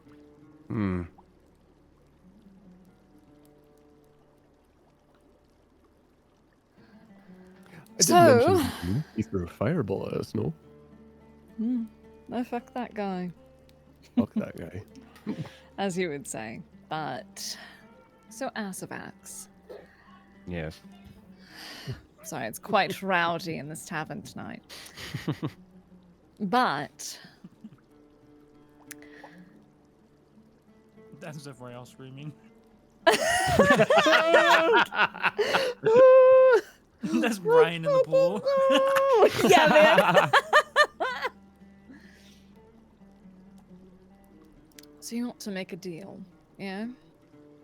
Seems like we already have. So, you assist us with the tournament. How? I will procure you weapons. I will make sure that you are seated. I will bring... He looks at Sunder.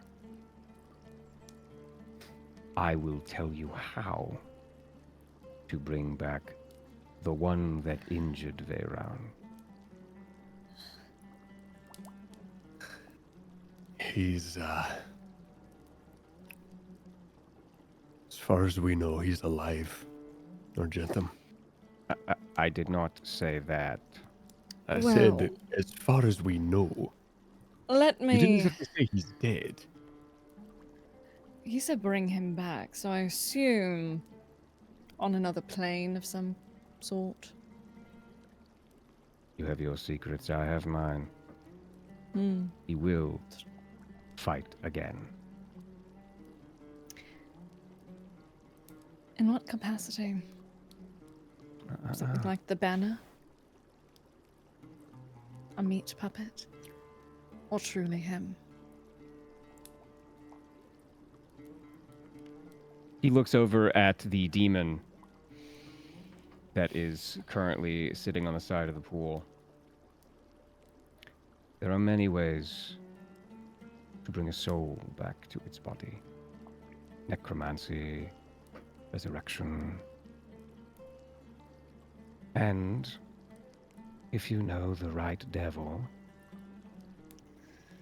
legal jargon, I feel like we've had enough making small talk with devils. No, I want to hear him out. DM, Mm. would I know anything about soul coins or anything of that sort? Make a history check. But. Boop, boop, boop, beep. That's an 18. As he kind of like takes his drink and gestures over to the vague direction of this devil that is by now, like, you can see his eyes are like fluttering and he's like in some sort of like trance. But it looks very pleasurable and very relaxing, and snoring quite loudly. Your eyes fall to the bag of coins that he's closely guarding. You know these are ferryman's coins. You know they have something to do with the transaction of souls. The precise, like, syntax of it, the semantics of it, are unfortunately, like, you have the fiction of it. You know, you've written about it and stuff like that, but like you've written about it in many different ways. So it's all up in the air as to how it actually works concrete in this realm.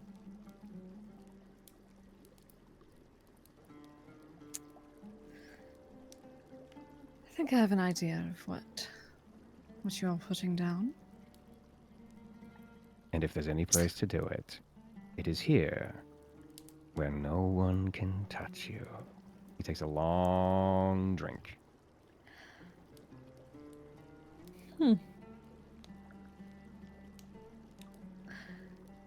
Just look at Sunder and Beak. Well, I think we have something to consider then. Consider all you want. He raises his hand and his drink. I'm here all week. He did pay for his time.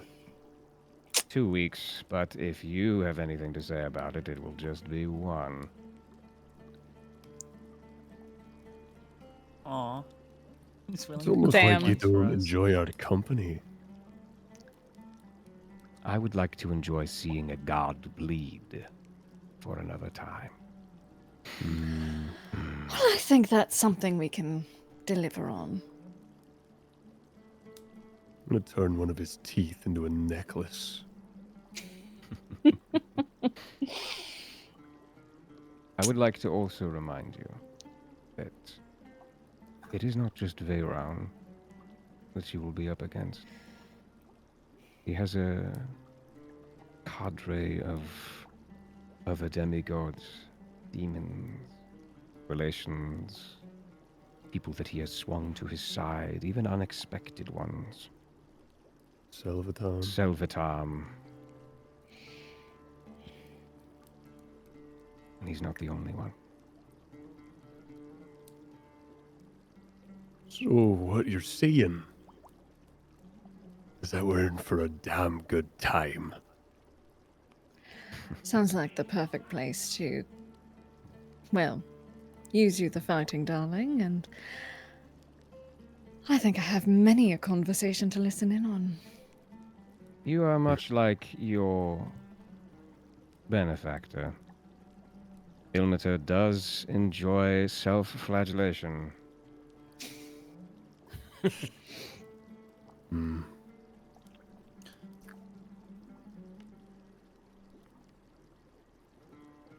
And now we will pivot over to Ray and Bryant and Elohim, currently soaking in a beautiful steam bath. So much so that when you pull your toes out, Ray, you look and it's been a couple hours. You kind of nod it off a little bit. You're a little wrinkly. What do you do? I'm pretty much here just waiting until Bryant is feeling mostly, if not like fully recovered, because I think he was going to plane shift. Well, I think he has the ability to plane shift back to the celestial plane, and I just am sort of like silently keeping company here. He has fallen asleep. and Go ahead, I guess go I ahead, keep sorry. my ear open for the see if I can pick up, eavesdrop on any with my supernatural hearing that I definitely have on my character sheet. Make a perception check. the priestesses. Yeah, make a See if I can perception check. overhear. Okay.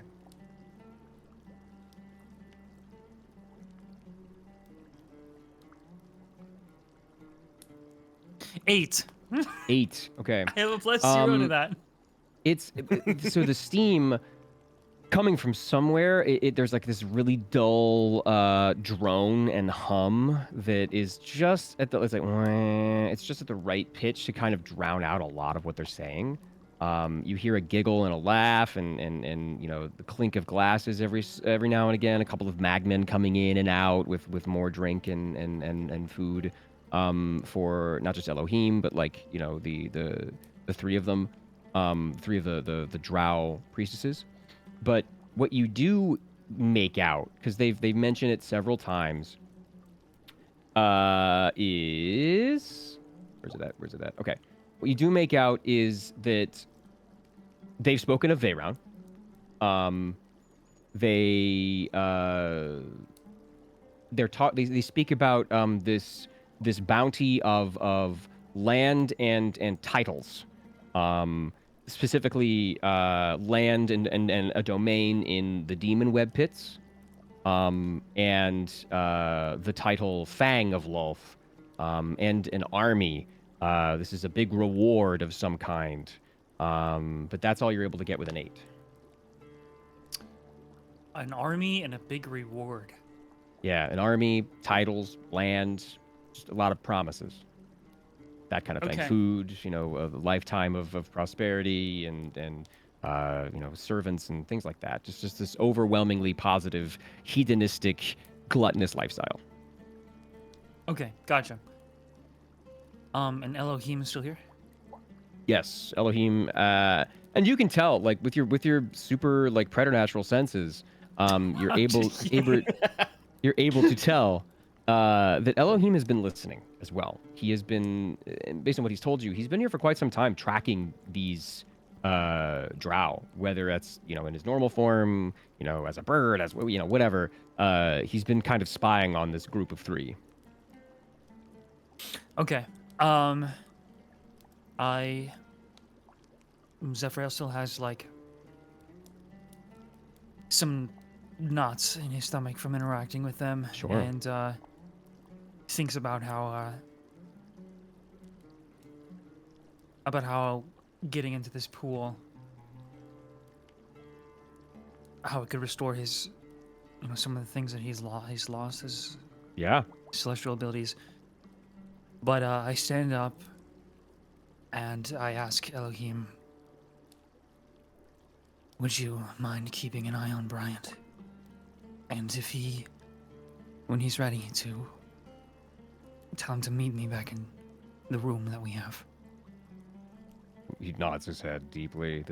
He almost looks like a statue, as his marble skin is shiny with the moisture and the steam. He nods deeply and says, "Of course, Zephyr." He speaks with this really thick celestial accent. He's fresh off the boat, man. He's yeah. And you feel confident in Elohim's ability to make sure that he's not been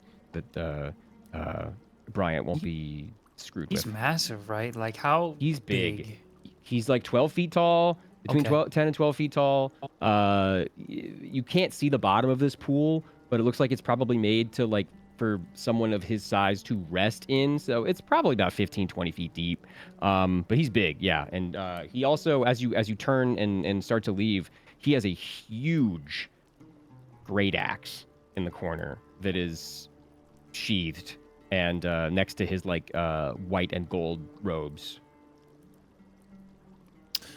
You know what? I'm putting a lot of trust in this celestial, but it's because it does not belong to me, and because I really don't want to hold on to it anymore. I'm gonna leave the sword next to him. Okay. And just say, this is Brian's, and for looking after them for a He brief takes time. it in with his like his forefinger, his like pointer finger and his thumb. He unsheathes it almost like it's a dagger, and looks at it and he says, Antimony. Blade You of know of it. stars. It is an artifact. A very valuable weapon. You must be more powerful than I imagine. It's You will not thank mine. me for this. This is Bryant's. Yes, and in return, I don't want to get close to them myself, but perhaps I have some friends that could get information out of those priestesses. I will relay everything I hear. You have my word, Zephyrael. I'm gonna leave this place and start to try and find the other, people of my party. Being this, friendly with with an angel from the dads, I do shiver a little bit on my way out. yeah, It's odd. You kind of feel Feels odd. his star-like gaze like pierce the back of your skull as you leave, and you bump into you can't tell what this thing is, but its thigh is about the size of a tree trunk as it like hits you in the chest and smacks you back into where you were. This hallway that's a bit of a hustle and bustle. There's magmen coming back and forth. These devils and demons and assorted angels and all manner of monstrosities and abominations crossing your path. But you peek into each of the rooms and you eventually find the one that most of your friends have gathered in. Cool.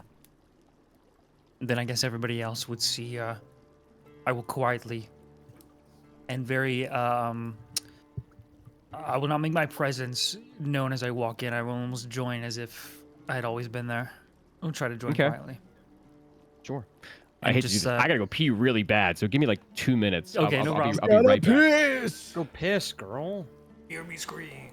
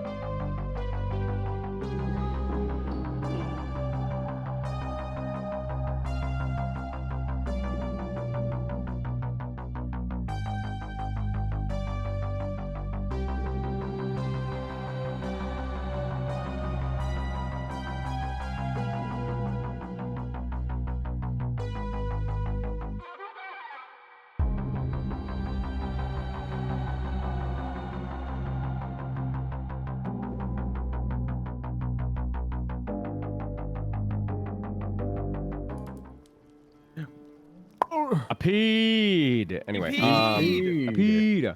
So you enter the room. It's a little bit steamy, a little bit misty.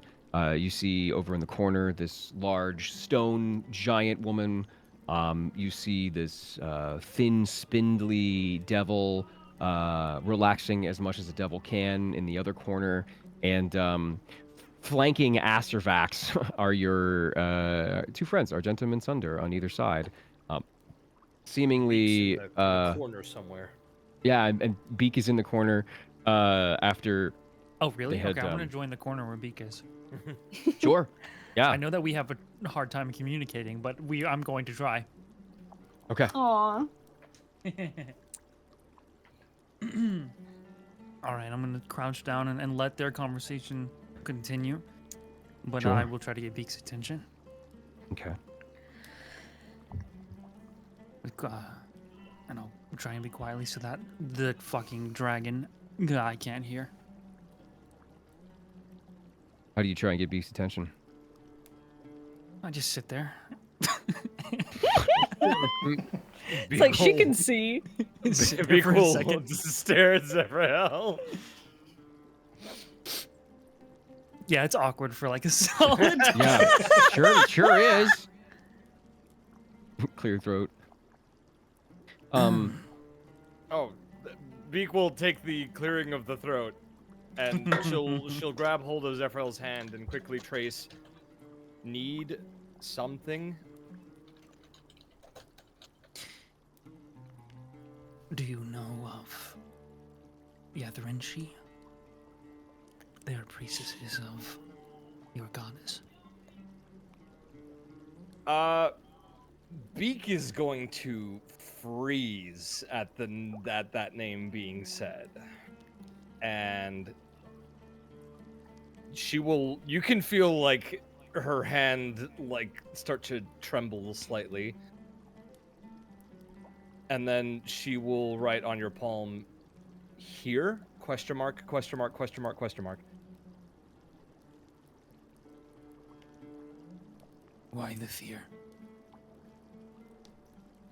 They seek me. And then after a beat, I think. Do you know why? Escaped the temple. Then they are not your allies. No.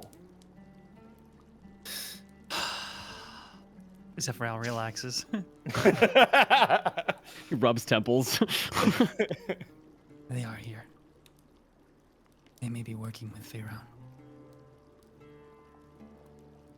Zephyr can hear Beak put a hand up to her paw, her face, and kind of rub it anxiously.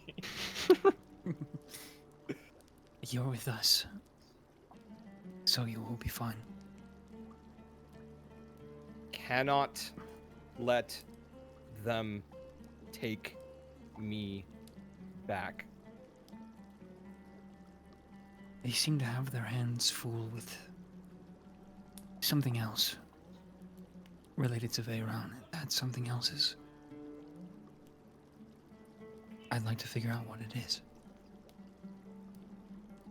Beak will think for a moment. Curiosity may be in motion. Do either of us know the relationship between Kironsali and Veyron? I know that she hates Lolth, or like they are at odds. Yeah. You would know. You would know the basic like relationship web between these. The intricacies of why and how are lost to even like the high priestesses, but they are definitely at odds. If not like some of the chief enemies. These people like Elistray and Kelimvor and Curionsali, they are all lesser tier gods and that are always trying to knock out the feet from under Lolth. So it's a lot of jealousy, envy, lust for power, that sort of thing, in a very broad scope. But the specifics are up in the air. Okay. You say in motion? What makes you? What do you mean? She sighs. Vision of death. Lots of death. Yeah, that makes sense. Perhaps death caused by something greater. I don't follow. Clash of gods. Quite great, I think. Like a... Oh, incoming. You speak these visions of the future, not the past. I don't know. But after Vision, Phoenix died.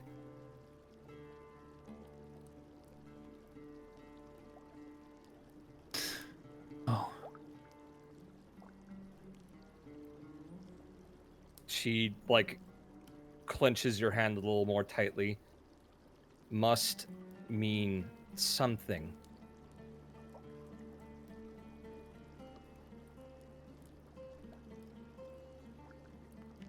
Maybe. Should we disguise you? She nods, and before realizing that you can't see that, and says, yes. I'm gonna wait for a moment to interrupt Argentum and Acervax. I just assumed they were all still talking. I don't know because I was, yeah. And I was you in can another walk one. up at any time. Absolutely. Okay. Oh, hello, you. Oh, there's more of you. There always are, darling. Mm-hmm. I just ignore Acervax completely. How's your friend? Recovering Good. slowly. I'm glad. Hey, I will take recovery. There is. Could you? I tapped my temple twice. No. Create a mind link with them. And I Yes. out loud say never mind so that nobody thinks that we're doing something suspicious. I go sit Oh down. wow, the fake out, dude! The mind link Yeah. fake out. I love it. Mind link fake out. Because think about it, okay? Anytime that you started talking to someone in your head, you guys are talking out loud and then something, nothing. Yeah. And then the rest That's of us great. Sure, like, it's what? fucking weird. Okay. For so Argentum, that's normal as shit. Okay, to put it briefly, there are priestesses of Kiran in the other room where I left Bryant, and they are, they scare Beak. They might be after her, so she needs to be disguised immediately if you have the magic to do so. Secondly, they're very flirty. You say that like he's a problem, mate. And This is in our brains. Oh, I wish I could three-way call this shit. that'd be awesome. And if there's anyone that would be able to get information out of them, it is you. I almost throw up in my mouth when I say that. I like the way you think. They're allied with Pharaoh. Oh, so there's much to learn. Okay. I unfortunately cannot disguise Beak, but we have a very powerful ally in our midst currently. Do not tell me Perhaps- that you are talking about Acervax. I am. Once we get back to the room, we will explain the details. Sunder knows more than I do. There's an audible loud sigh. That is not on the mind. What? And they say out loud, it's like, sorry, I'm beautiful. I'm sorry you can't see it. Oh. Don't tell me you weren't thinking it, Vaxie. Vaxie is like 1,000,000 years old and probably has seen many, many more beautiful people. You wound me. And I didn't have to say a thing. No, I felt the hesitation. I know.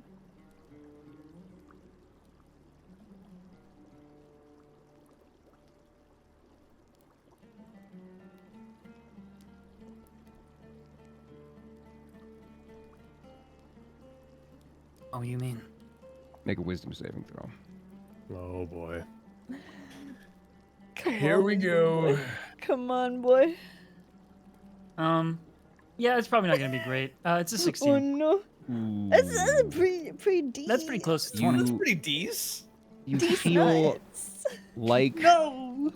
like a dagger on your temple. It starts to press a little bit, almost like like a finger at first, and then it gets pointed and painful. And you feel this warm welling in your stomach, and almost as though like you're gonna vomit, but you start to speak, and you are now charmed. And he asks you again. Wait, I might have something for this. Okay. Let me check. Surely. Surely. Surely. Surely. Sure. Sure. You may have something for this. You may. Okay. It is an action to do. Okay. I don't know if it's I an can. action to do what he did. I don't know if I'd be able to do it in time, but I do have the protection from good and evil spell, which does protect me from being charmed. It Okay. also ends the charm effect. So I don't know if like when you're charmed, you know that you're charmed and can cast a spell to undo Well, this it. technically or if, like, you're- qualifies as a charm. This is suggestion. And he says, Oh. you're going to tell me what's going on. Please. Yeah, sure. There are some. There are allies of Veyron in the other room. There are allies of Veyron everywhere. Never mind. Oh, okay. That was it. That was easy. In your head, Ray. You are so lucky he responded the way he did. I was about to kiss you to shut you up. I know. I wouldn't have wanted to either. I'm not even. I didn't like to. Start rubbing my temples. I fucking hate mind magic. So, Sunder, as this devil had walked in, probably like 45 minutes prior, during your conversation, you didn't really pay too much mind. It was about the same time that Argentum and Beak walked in, and you were again engaged in conversation with Acervax, and a little bit intimidated, a little bit confident. There's a back and forth, holding each other verbally hostage for quite some time, but there was a pull at your eye. You see a glint in the corner, the darker corner of this room where that devil went over to sit down. I need you to make me a wisdom saving throw. Sure. Let's see. That was another 20. A 20? Okay. Yep. So, this pull, as your friends are talking and they're harassing Acervax, and there's a conversation amongst them, light laughter, but your vision begins to start to lock in on the devil, who has fluttering eyes and mumbling random crap and is twitching strangely. You realize that it's not the devil that's pulling your vision. It's the coins that are next to him. And you start to hear voices as the coins begin to speak to you. And you hear, Blair Ashgloom, sundered, split mind and body. I feel your guilt, it tingles my surface. You dig a well deeper with each passing day. Your self-loathing, your sins, your regret. A branch of feeling that stems from one insignificant soul. You can bring them back. The coins call. Vesrin's sins bind him here, torturous in life. You can free him. All it costs is a coin, and all can be right. Or would you right the wrong that was Kelly Ryder's demise? He swims in a sea of soul. Pluck him from the veil. Take these coins. Free yourself. You shake yourself away from it. That was intense. And every time you look at your friends or Astervax, just a second, your eyes flick over to that bag of coins.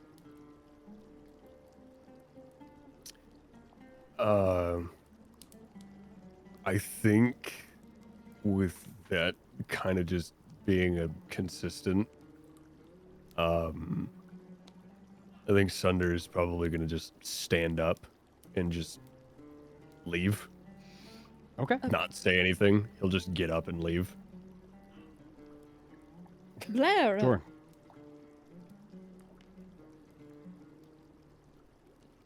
You get up and you see that your skin is from like the waist down is this yellowy like curry slick, but you have no scars, any sort of blemishes or freckles or anything that was like extraneous sun damage, anything like that is gone. It is all just reversed. And you step out of the pool.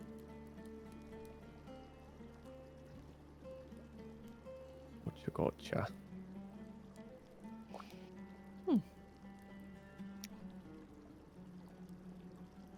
Well,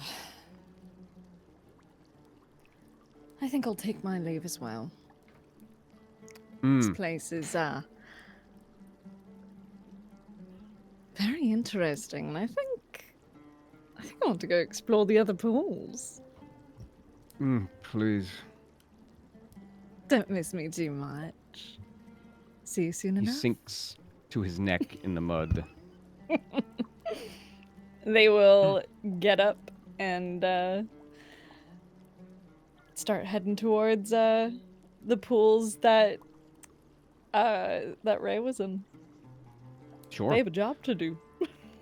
Sure, yeah. Okay, what's everybody else doing?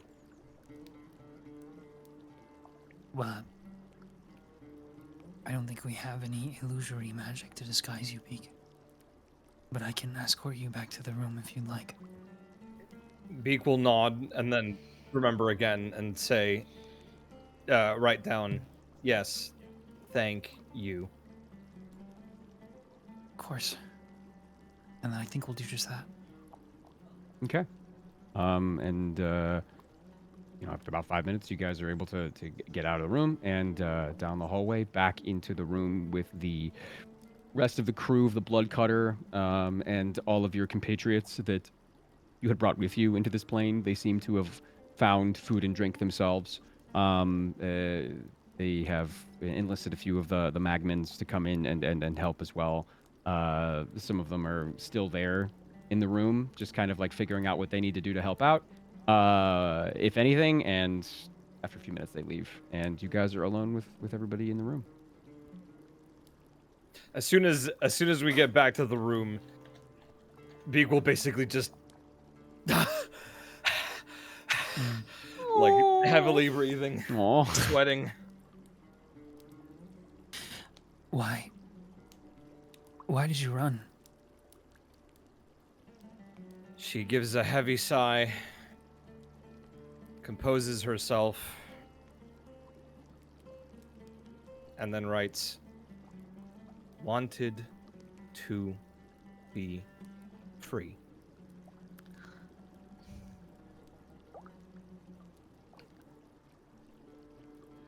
Was that before or after you lost your voice? She writes, "Always."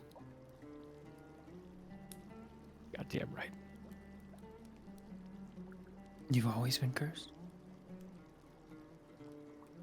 Always wanted freedom. World. Wander. See everything.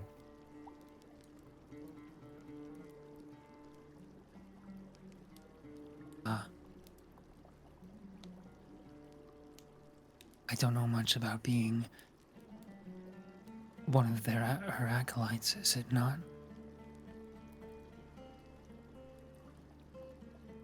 Work constant.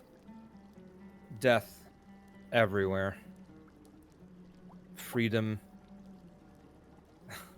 She gives like a almost like a scoff. Mm-hmm.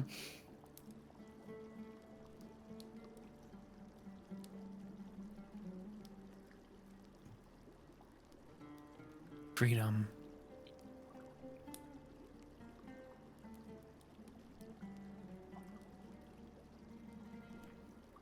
She like nervously like grips at the shackles that she still has on.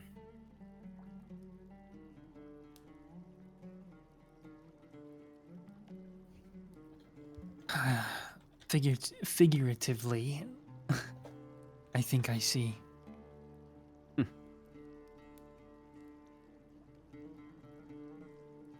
She grabs Zephyril's hand again and writes, "Once curse broken, will sing."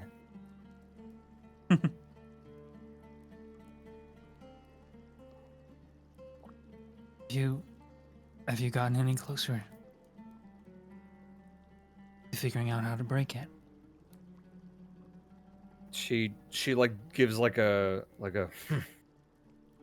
and writes, "Somewhat.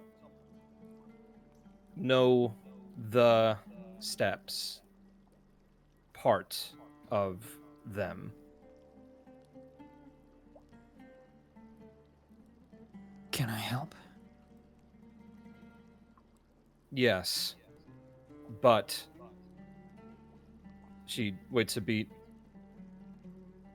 This method of communication very inefficient.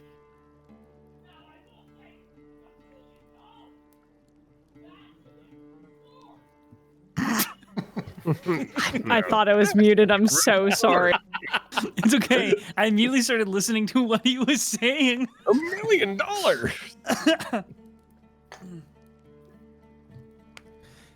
It is.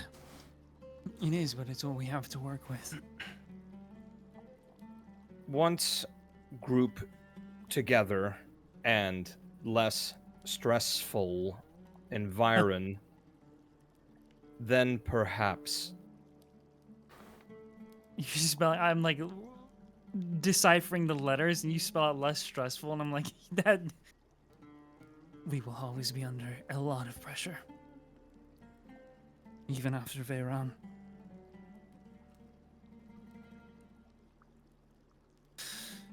For sure.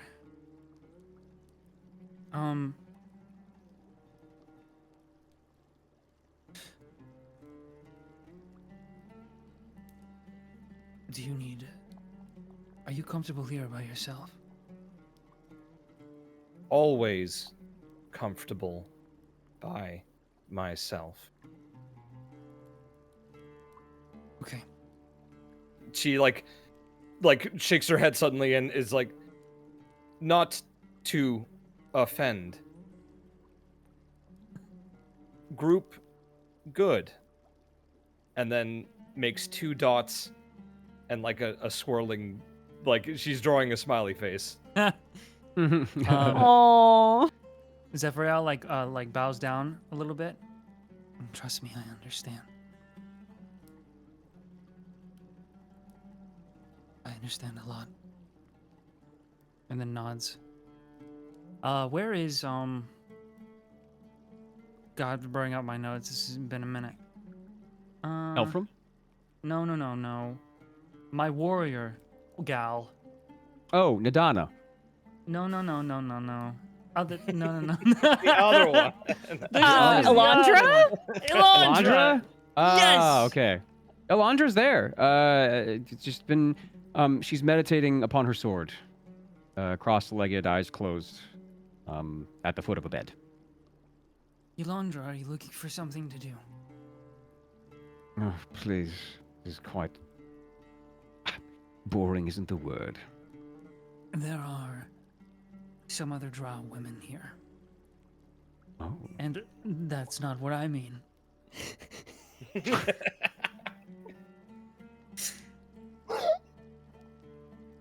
She stands up and sheaths her sword. They are working with Veyron. Hmm. There are a few of them. Hmm. I've asked Argentum to get close to them. They might. I'd like them to have backup. Are they dangerous? Beak will nod. Yeah. Yeah. Like Yeah, give one of those like wide-eyed panicked nods of just like, yes, oh my god, yes. I gesture at Beaks nodding. They are priestesses. I will be nearby, but I don't want to be close to them. Okay. I took the liberty of reading the rule book. It was here in the bureau. There is no violence permitted on the grounds. I don't know what much I could do without us getting kicked out into the blazing inferno that is just across that window.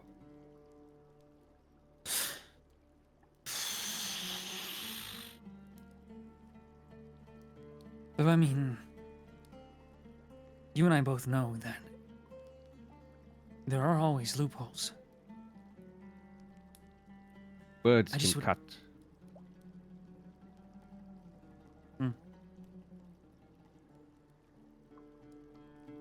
Maybe we could take it outside. She smiles. Take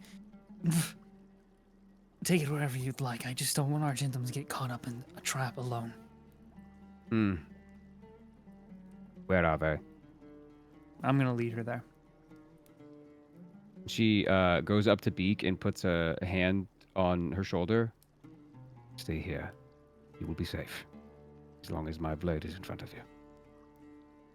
Beak gives a small smile of relief and nods. And is led to the mana pool. Where Argentum is there, yes?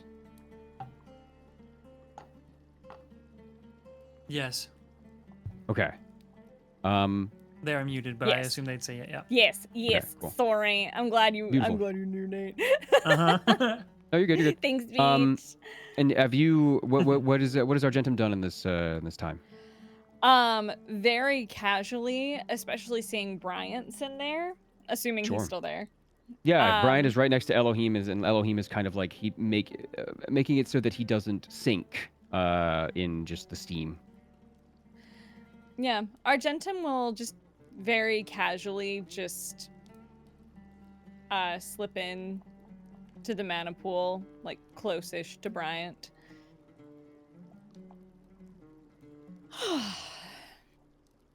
Feeling better? He's like in and out of sleep, but he smiles. Very much so. I'm glad. And one of the 3 drow in the corner, and this is like, it looks like they have been there for like quite some time. And the magmen that are constantly coming in and out are like taking the dishes away and like bringing new drinks, and like they've been here for like a week. One of the drow notices you and clocks you and disappears in the mist.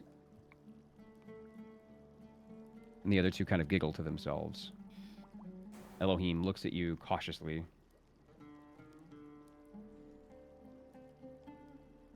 And you hear in your right ear, A Kalashtar.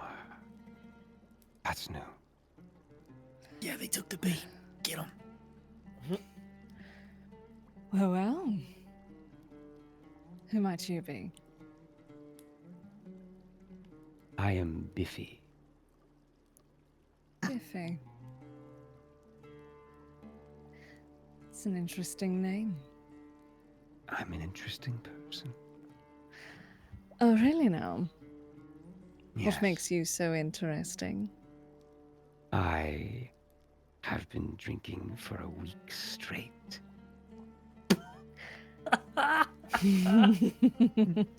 Well, I've certainly been there, but what's something about yourself that you think makes you stand out and be so interesting outside of your choice of drink? Among my 3 sisters, I have killed the most orcs. Okay, well, what's your method? I personally prefer poison. Lena prefers the blade. And Lena, kind of the middle one, waves at you with a few fingers. They'll respond with a Lyra. wink.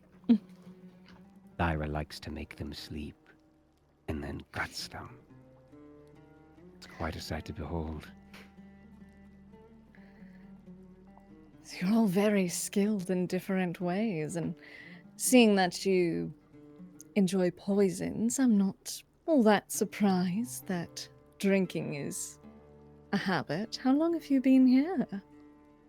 Oh, we have to be skilled in order to amass the fortune it would require for us to stay up here for a few weeks. A few weeks. Interesting. Yes. Can you tell me about you then? Well, I am a fan of poetry. I keep up with my study. I'm a reader, unlike any of the other 3, the other 2. Pardon me, I'm a bit in my cups.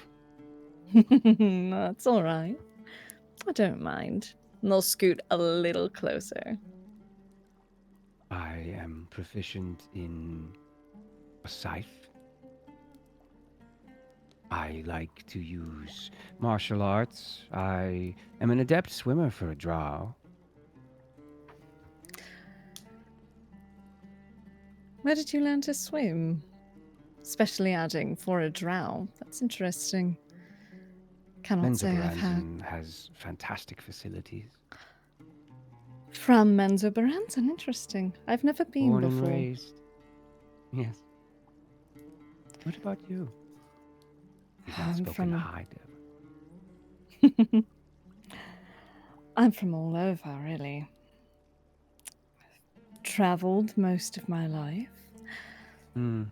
I too am a lover of poetry and reading. A lover of people of all kinds. I think getting to know people in, well, mentally and physically intimate ways is one of the best parts of travel, one of the best ways to truly get to know someone, truly connect with them. Ephrael, make a stealth check. Leave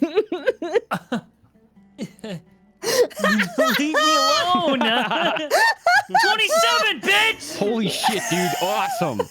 You're I want invisible. none of this!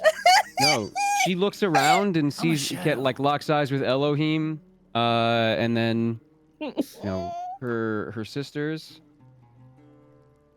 Physical, Do you prefer a little bit of pain? You feel a pinch in your lower back. On occasion. That's what I like to hear. I do think that my sisters might like you as well. Oh, really? I Would you care for a like to. drink? The Magmins have been quite accommodating. I think I would. She I would like to whistles. meet your sisters as well. One of the Magmins rushes over to the other two sisters and almost slips on the side of the pool, and she disappears, locking eyes with you, backing into the steam, and then reappears next to her sisters and is speaking to the Magmin and points to you as though like, hey, get that person a drink. And what do you do?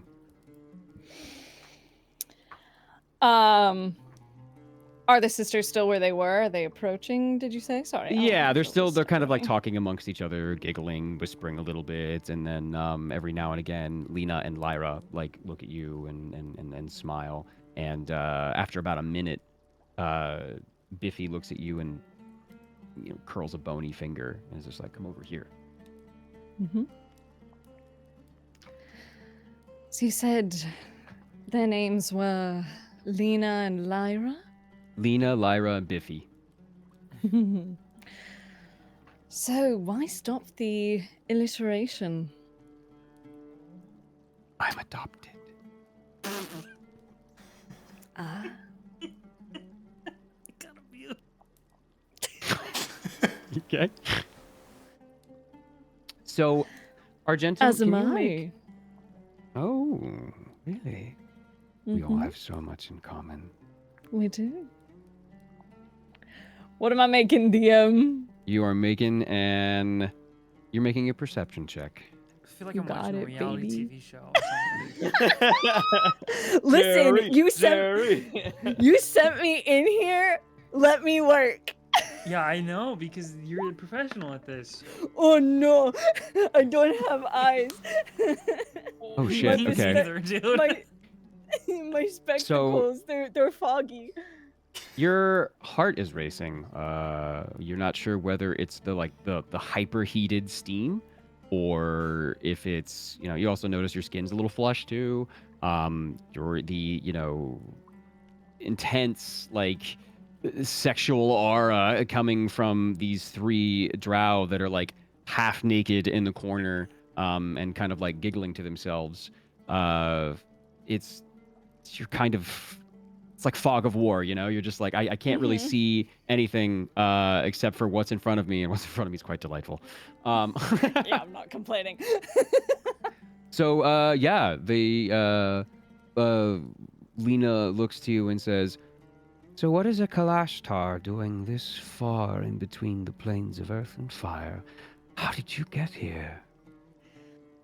Oh, it's been quite an adventure. "Hmm, Traveled all the way from the north. North I fire traveled- or north earth? North material plane? oh," and all three sisters look at each other and kind of like in surprise. Quite an event that has went on when the... have you heard of a city known as... what is it? Oh, Lena, the Ja... Eve Bronker. Cannot say that I have. What can you tell me about it? Make a deception check. You got it, buddy. I'm so good at this. I'm so good at this. That's a 14. 14? Okay, let me see. Okay. Yes, it would make sense. There's very few Kalashtar coming from that region. Have you been to Lolthlorian? I traveled a little bit through northern bits towards the Oh, what is that? That big stone wall? Oh, yes. The The mountain stone range. curtain. Ah, that is what it is called. Yes, I'm new to this Mm. that region. Lyra reaches into her robes that are just on the side of the pool and pulls out an obsidian dagger and gets very close to you with it and says, This is from one of the orcs that I killed in the stone curtain. I think it still has a bit of his blood on it. she licks it off. Was saving it. Just for this. And they giggle to each other. I heard from your sister that you are very formidable, both of you. Yes, we're quite good at our jobs. Daggers and sleep. Fascinating. How did you come to learn such skills? Well, a lot of it comes from just growing up drow, especially in Menzoberranzan. There is a lot of pressure placed on the women. But True, they are the diamonds grow best strongest. under pressure. It's true. And I'd say all three of you are Diamond's most unique. Our mother was a follower of Loth for quite some time, but in recent, she has grown silent. Of late, she has not spoken to anyone. So, my mother decided to default. She wanted to go to a... She wanted to... She needed someone to listen. And they all like look at each other and say, yeah, that's a good way to put it. Yes. I After she suppose killed when our you... father, this... No, I was going to say, I suppose when you followed a god for years, centuries even, then it only makes sense. But you were Yes. saying your father. Yes, she blamed our father and killed him, remarried, and he was a follower of Kyriansley. And thus, we were inducted into her church. Cold embrace. Curiously. I've They heard all turn of their her. backs and show their scarification tattoos of this really elaborate, gorgeous, like bony hand that is just covered in all manner of silver rings. Each of the drow Ythrinchi, they all have different like assortments of rings, different kinds of rings, but it's all a hand wreathed in a circle with a bunch of like silver rings on it. Argentum will very carefully like reach their hands towards them, like almost like a centimeter away. Do you mind? Oh, please. And they will gently trace the drow's backs like along the fingers of the Kyriansili hands. So what is so appealing about following Kyriansili? It was the next logical choice. For the longest time, she was mortal, like us, and slowly began to amass followers. When she grew ill and battle-weary, she did what any good drow woman would do. Sought to live forever. She, Is that what?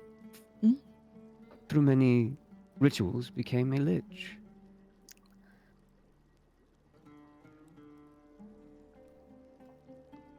I've never heard that detail. Fascinating. Yes. Many people went to the Church of Kyriansli and sought her hand. Once Loth grew silent. We are just happy to have someone who listens now.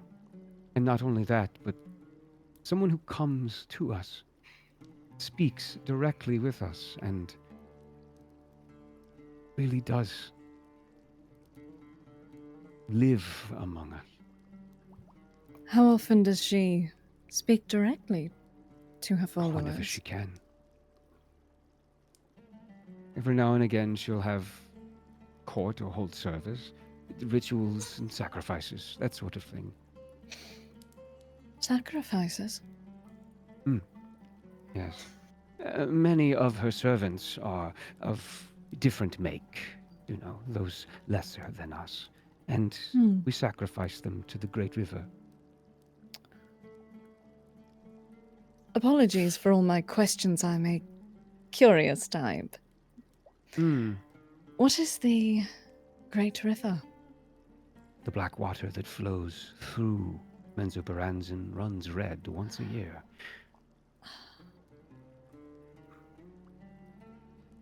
Huh. There's so much We that have- I don't know. Yes. Seems that way. How have your travels been? We've spoken at no end about us. And I just find you fascinating. I cannot help but ask questions. My travels, they've been tumultuous. There have been all sorts of strange happenings, earthquakes, and it's almost as if I can feel a shift in the magics of the world, like a pulsing of something greater to come. I'm not sure. It is almost as if this may be a poetic way to put it, but as if the spine of Lolth itself is stretching, cracking, attempting to wake. Something feels like something akin to her is stirring, and perhaps that's just theorizing. But I don't know. There's something different in the air, in the plains. Something intriguing that I desperately want to find out. Biffy leans over to you and says, Do you want to know a secret? Oh, I always do.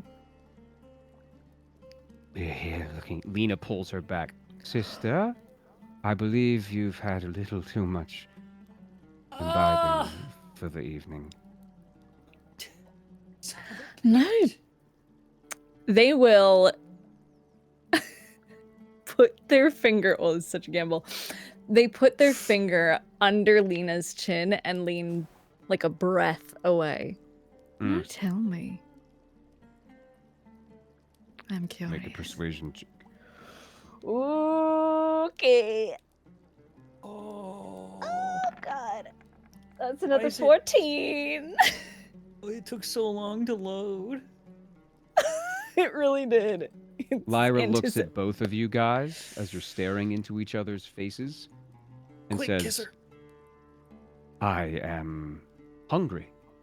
We should take this party to our room. I feel like we should retire for the night. And Biffy is like, "Oh." But what room are you in? Wait.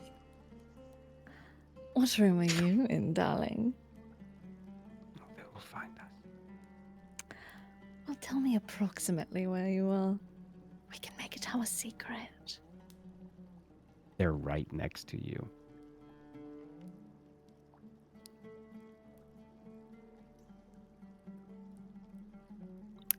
The Damn. numbers just add up. Like their room is right? I thought you were Their saying. room is Oh. right next to yours. Okay. Whoa, so okay, when you had me make the stealth check, Okay. am I here? Do I hear all this or no? Or is it like a quiet private thing? I don't think you'd be able to hear this. This is very whispered and very hushed. And with the Understood. Yeah, because when you were across from them in the pool, like even that was tough. But Okay. it's gonna be hard to hear from this far. I know that spot.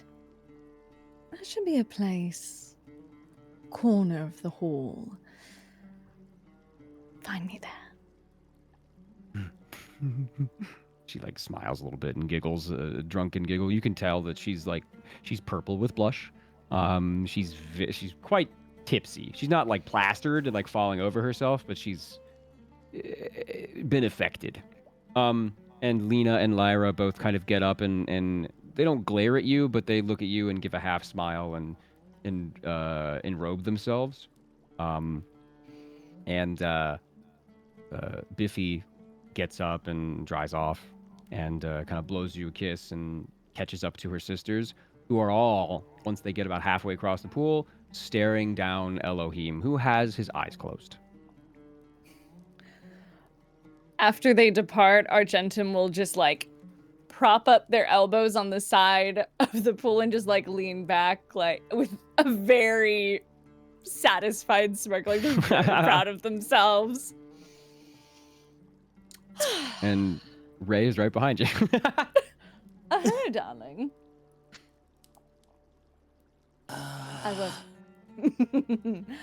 I worked my magic. I have a meeting with one of the drow. She was very enchanted. And very drunk. Oh, yes. I think it's a bit of both.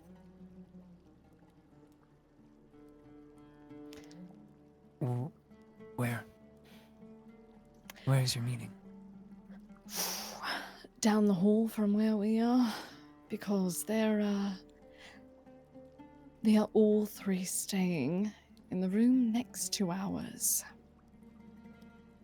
The three of them haven't left this bath yet, right? No. Since you guys have been here, they have Okay, been in this bath. Yeah. Okay. Ooh.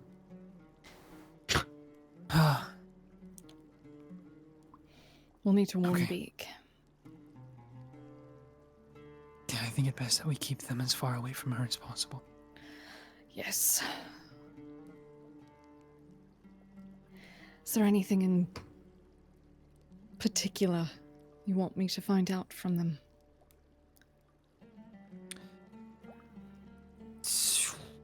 What they're doing? Just what their They goal is. said I nearly got it out of Biffy, the one I have a meeting with. Gotta make sure she stays in her cups, so I think I might have to, well, pull out all the stops. But she was about to allude to something. I think I nearly got them talking about Veyran. You should, just tell me before you go, because it's possible that they have charming magic, and I can protect you against that. I will make sure. I'll not go anywhere without telling you. Or any of you. Is Bryant awake yet, or is he just, like, passed out? He's not Bryant dead, is he? Bryant is no, he's not dead. He spoke Just to fucking dead. Argentum as they right. entered the pool, and it's gonna take a little more time. Okay, This okay. is probably an 8 to 10 hour ordeal since he is so far gone. Yeah, for sure. Either Elohim will stay here, he'll be by himself, or you will stay here. It's up to you. Okay. Did you see where Elohim- Sunder went? What? No, I didn't. I am wary about any one of us being alone at the moment. Do you want me to go find them? I can. Are you sure? Yeah, I can detect. I can find True. it pretty fast. Okay. What do you need me to do? This is it, really. Just this meeting with them. All right. I will wait some time before going back to the room. Just to cover our bases. It's a good idea. I might procure some extra alcohol. See if I can't find anything. to Muglag. oh, darling, you know that's exactly where I'm going. You think I'm Oh gonna? yes, party time. I fucking can't with you, bro. I think I'll go see Muklak. They have some interesting brews. See if I can get some, well, truth juice, as it were. Then I'll look for Sunder while you do that. Sounds good. Okay. I- So go ahead. Go ahead. Oh, sorry. No, it's just that there's clearly like a hint of I feel like someone's missing at all times. Yeah, Oh, yeah. absolutely. Okay, but yeah, I think Killing me. it's pretty bad. Oh, I'm gonna go look for. I'll use divine sense. Okay. You are a little bit overwhelmed. Okay, I'm trying to pinpoint the there's- location of a small fiend. You have yes. You rather than going by like intensity of the like Oh God, I didn't even energy, think about that. you have to go with the size of the signature, right?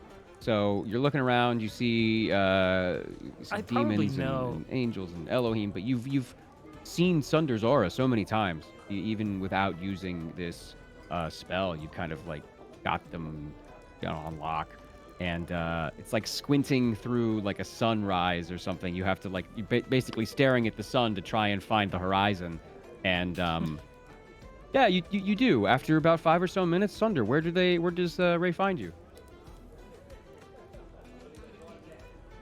Well, Sunder is like not really near the room. He's a little bit more close to like the what is it? The walkway between the bar and the hallway for the baths. So he's kind of just Yeah, sitting around there.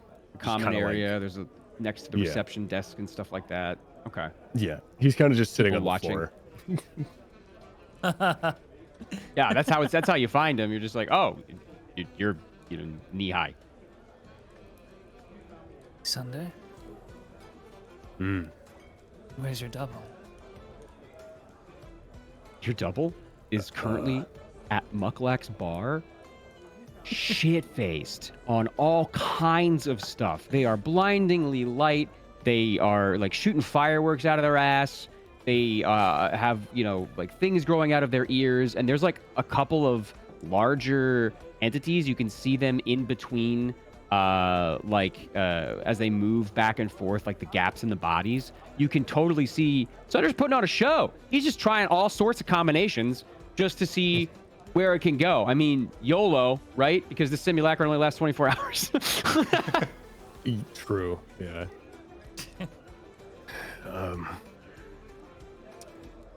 Well, he's over there.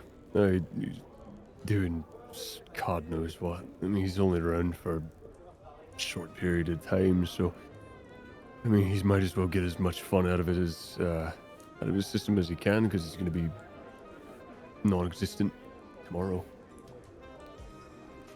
Short existences. I'm make beginning for, to wonder if that's what you're actually like. No. Do you keep all that energy buried? I wouldn't say that. That's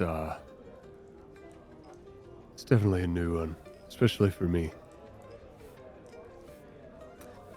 I'm gonna sit on the floor with Sunder. Okay. Argentum told me Hmm. you allied us with Acervags. Is that right? I had a feeling they probably would have told you that, but I had a little talk with our dragon friend. Wouldn't say friend, acquaintance, business partner, more so. According to him, after hearing some things, sitting in the bath next to him for a while. He had a little conversation with Veyron while I was next to him. He was speaking to Veyron and had no idea that the group that Veyron's trying to find are literally here with him. So it was a little bit of a shock to him when he found out. But he said that we could very well have a nice little partnership for the upcoming tournament. So he's going to be at our backs because he cannot stand Veyron. He does not like him. Surprisingly, I know he does not like him. I mean, considering the history of Dragon and Drow, I mean, who could blame him?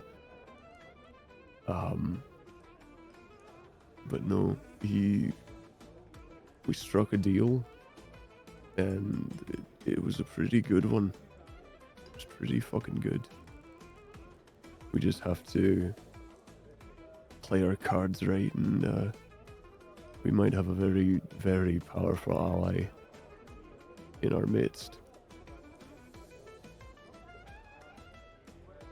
What does he want from us exactly?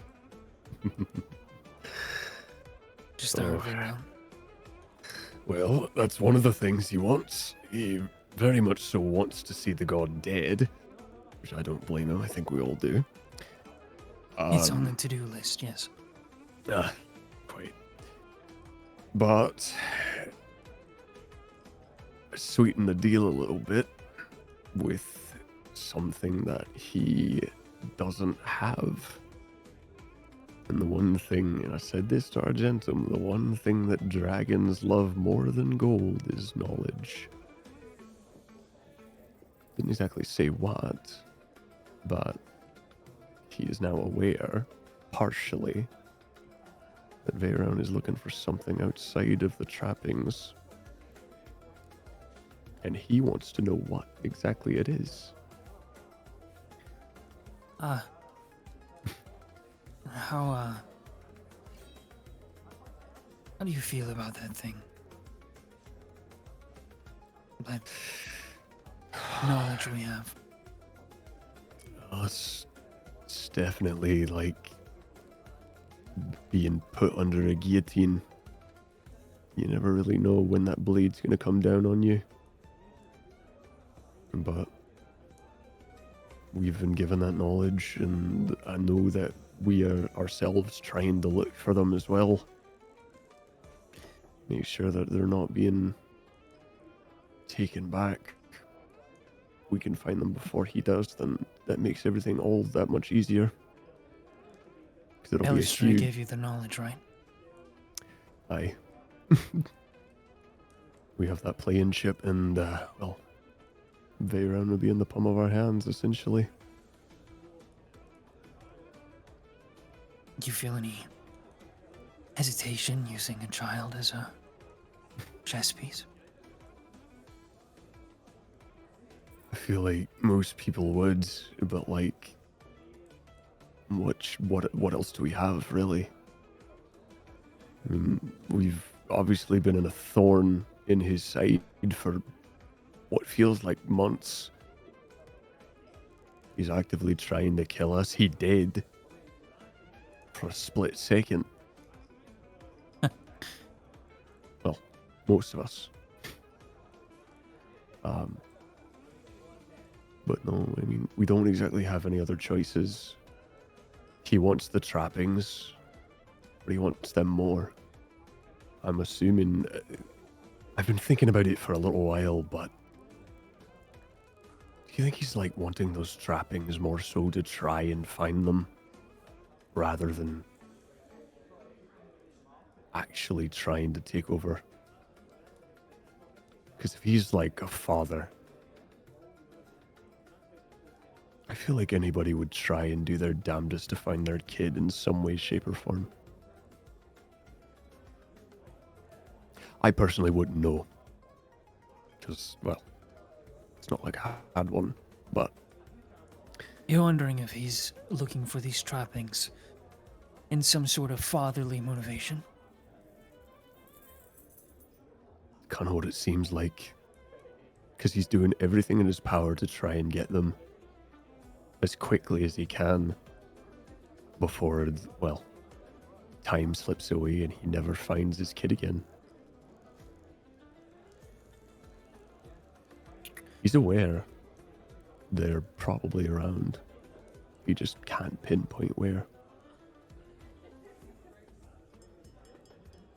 As you guys are having this conversation, there is a noticeable hush from everybody who is like surrounding you. There's usually the back and forth of people going to and from the baths. There's, people carousing and drinking and stuff like that, but it gets a little quieter for just a second.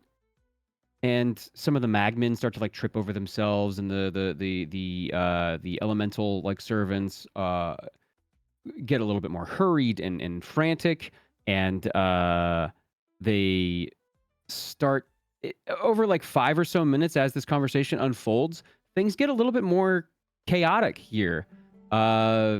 People are like talking to themselves excitedly. Some of the demons and the devils are like placing bets and talking about somebody that's coming soon. Some of the magmen are like, she's coming, she's coming, she's coming. They're like tripping over themselves trying to make sure that there's a place set. A few of the demons like slam some tables together and make a larger like place for someone to sit. Some of the magmens are going and like clearing out some of the baths and her favorite bath must be ready, and like they're all like really frantic, basically. It's not everything hasn't stopped, but it's just like, oh my gosh, it seems like there's a very wealthy patron coming, and they're trying to get ready for that. Seems like we are going to be in the way soon for something. That's for certain. I'll say this though. Not every father has the best intentions in mind for their child. I don't particularly care for this person at the moment. I do care about hurting him. Later on. So I guess I hope your hypothesis is right. But I'm whispering this through the chaos because I don't want anyone to hear. We also have 3 of those trappings. That's true. Me too. We have more playing cards than he has pieces. Between you and me, I'm a little wary about bringing all 3 of them right to his tournament. Especially with the amount of people that are going to be there. Salvatarm as well. We have no idea how that'll go. Maybe we can try and potentially convince Acervax to have a conversation with Salvatarm. How do you mean? Well, Acervax has been around for longer than either of us have been around, I would assume. If there's anybody who knows anything about Salvatarm, knows how to get under their skin and convince them in some way, shape, or form, I'm sure the dragon does, outside of Veyron.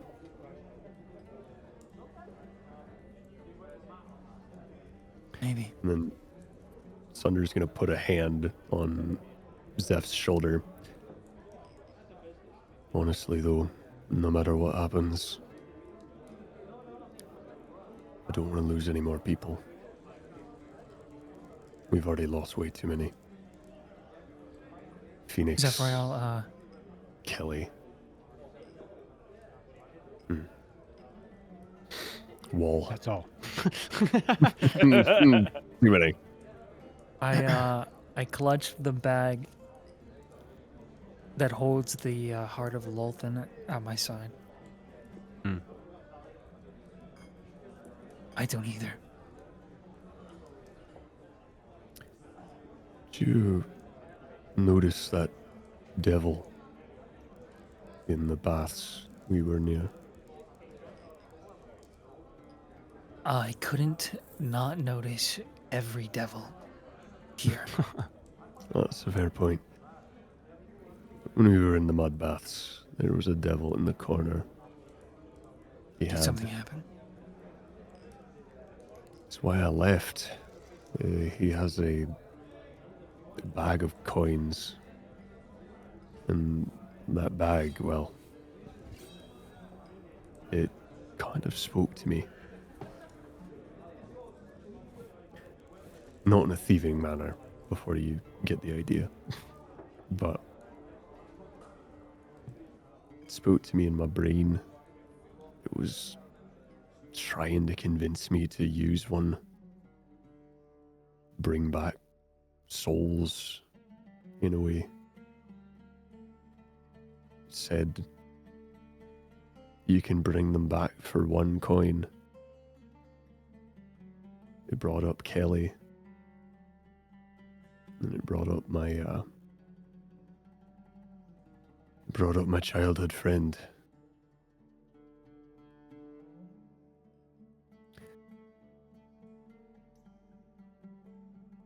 I don't really know what's going on here, but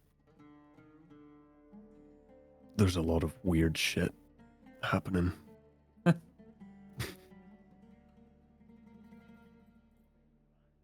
You were wise to walk away.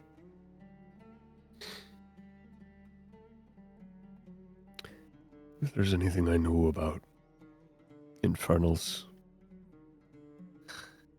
it's those silver tongues. Elandra kneels down to you, Ray, because she's kind of been standing there following you the entire time. And she says, there is something amiss here. The energy has changed in the room. I will investigate and return. She kind of walks off into the throng of people carousing over by the bar. Appreciate it. Actually,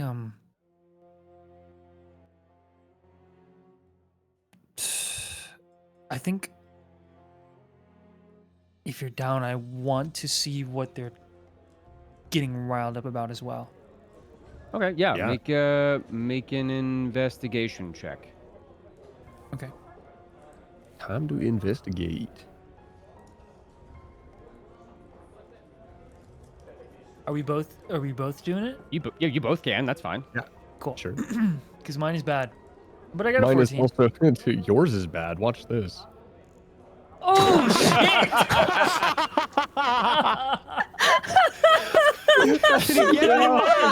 Happy fucking birthday, Jesus! Oh my god! Beautiful. Ah, Raz, I'm sorry I laughed. It could have been a 0. God.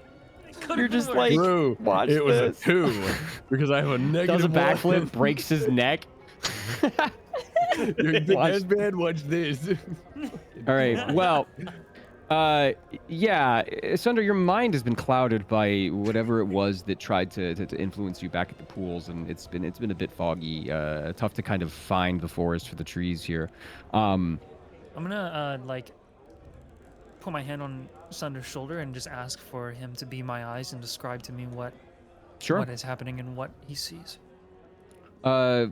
Sunder describes chaos, but also like an organized chaos, more like a like light pomp. There's just people trying to get ready. They've even they've rolled out all of these tables have been bare for.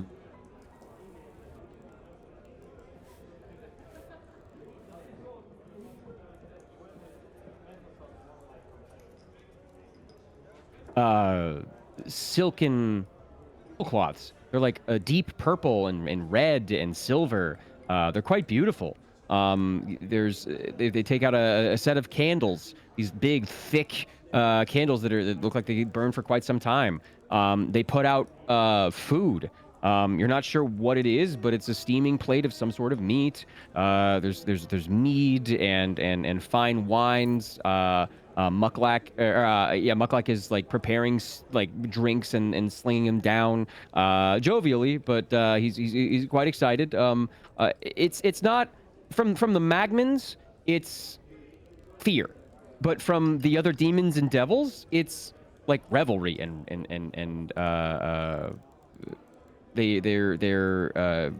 they're excited.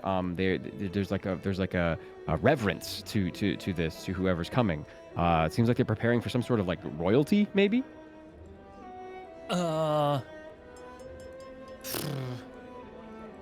Okay, yeah, but Muck is so. Wait, what's his name again? Hold on. Mucklak is Mucklak? working the bar, right? Yeah. All right, Mr. Mucklak. Oh yes, my tiny little angel friend. How are you? Would Argentum be at the bar by this point? Yeah, they probably would have imagine, made yeah, their way yeah. over. Yeah. And you guys just see other Sunder at the far end of the bar, just like farting mushrooms and shit. Who is this? Who is on the way? Oh, I do not know. Oh, it is quite exciting. We are going to be hosting a princess. Of whom? A princess of... do you know what hell is? What hell is? Yes. Hell. Do you know what hell is? There Like are the 9. Yes. Okay, cool. We are on the same page. Malboga. Does that name ring a bell to me, DM? Oh. Yeah, you don't even need to roll for it. So, Malboga is the 6th layer of the 9 hells. And it is ruled, as far as you have known, and for as long as you have known, it is ruled by an archdevil named Glacia. Oh, fuck. Oh, shit! Wait, hold on. This isn't this That's baby mom? Veyron's baby Ding, mama. ding, ding. Yeah, that's the one that we've been trying to find, kind of. Yeah, Zephyr almost throws up. No, I'm just kidding. I guess I fucking squeezed the shit out of Sunder's shoulder, and then my head like creaks slowly. You can hear the cracks in my spine as I look towards Argentum through the blindfold. Wow. How often do you get royalty in these parts, Mucklak? Oh, she only comes in before she goes into battle for something, so it seems like there may be a war brewing somewhere. Oh my goodness. Would it Immediately think of what Beak said. I'm sorry, this may be presumptuous. Would it be possible to meet this princess?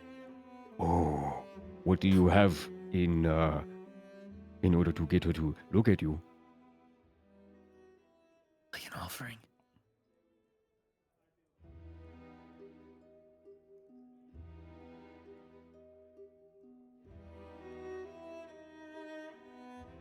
Standing man emoji. I think I have something. That Oh, would be do you? up You must be her alley. very important then, especially if she look at you. They gesture to themselves, just confidently. I trust Yeah, you. most Kalashtar are quite pretty. Yes, we are. Debatable. Are you sure this is a good idea? No. Okay. Maybe don't then. Is anything we do a good idea? Yeah, but You guys hear out one of the windows the loudest crack of thunder you have ever heard. It shakes the windows. It silences the room and ignites the warm flames that the candles and the magmen have been lighting. And everyone quiets. These 15-foot tall demons, these horrendous monstrosities and abominations, these Devonian horrors from the bottom of hell are shaking in their boots as the lights come back on, a very deep blue. And the door of the establishment flies open. You see out the window this, I guess, this tribe, this procession of like what looks to be mounds of melted human undulating over themselves, moaning in agony.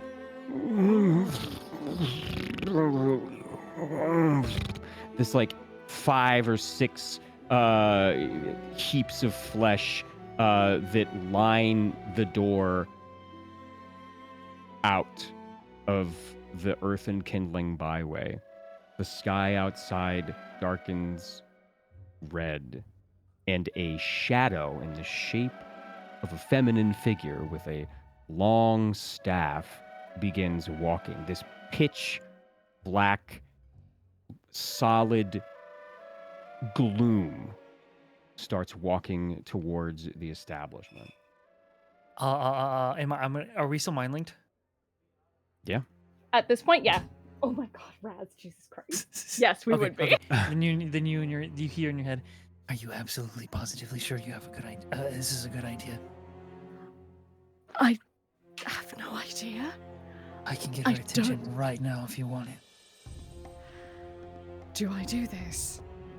Yes or no? You tell me yes or no, because I will do the stupid thing. The thunder rumbles deep under this conversation, distant. We would be risking a lot of people's lives for what? To what end? You're right. You're right. You're right. Okay. Then what'd you say? I said I won't do it. Okay. I thought you said I'll do it. Then I was gonna. You know how a squid inks when they get scared? Yeah. I was gonna hit the channel divinity button, but I will actually make myself very small and not do that if we Okay. are not going to make ourselves known to this I princess. of the I would fucking like Nine to Hells. reassure you guys that when you're surrounded by like 12-foot tall demons, so you're barely noticeable here. It's awesome. Yeah. At least visually. You're kind of hidden among these pillars of skin and bone that are in front of you. For sure. One of these hideous mounds of flesh rolls over itself into the establishment, and this fine silk rug that had been laid out for it is covered in viscera and slimes. It rolls in and opens its mouth and releases a howl that kind of shakes the room and demands attention. And it is silent for 2 seconds. The flesh mound speaks as 4 or 5 others start to roll in. And it says, Princess Glacia, the Dark Prodigy, requires refreshment. Get to work. Take.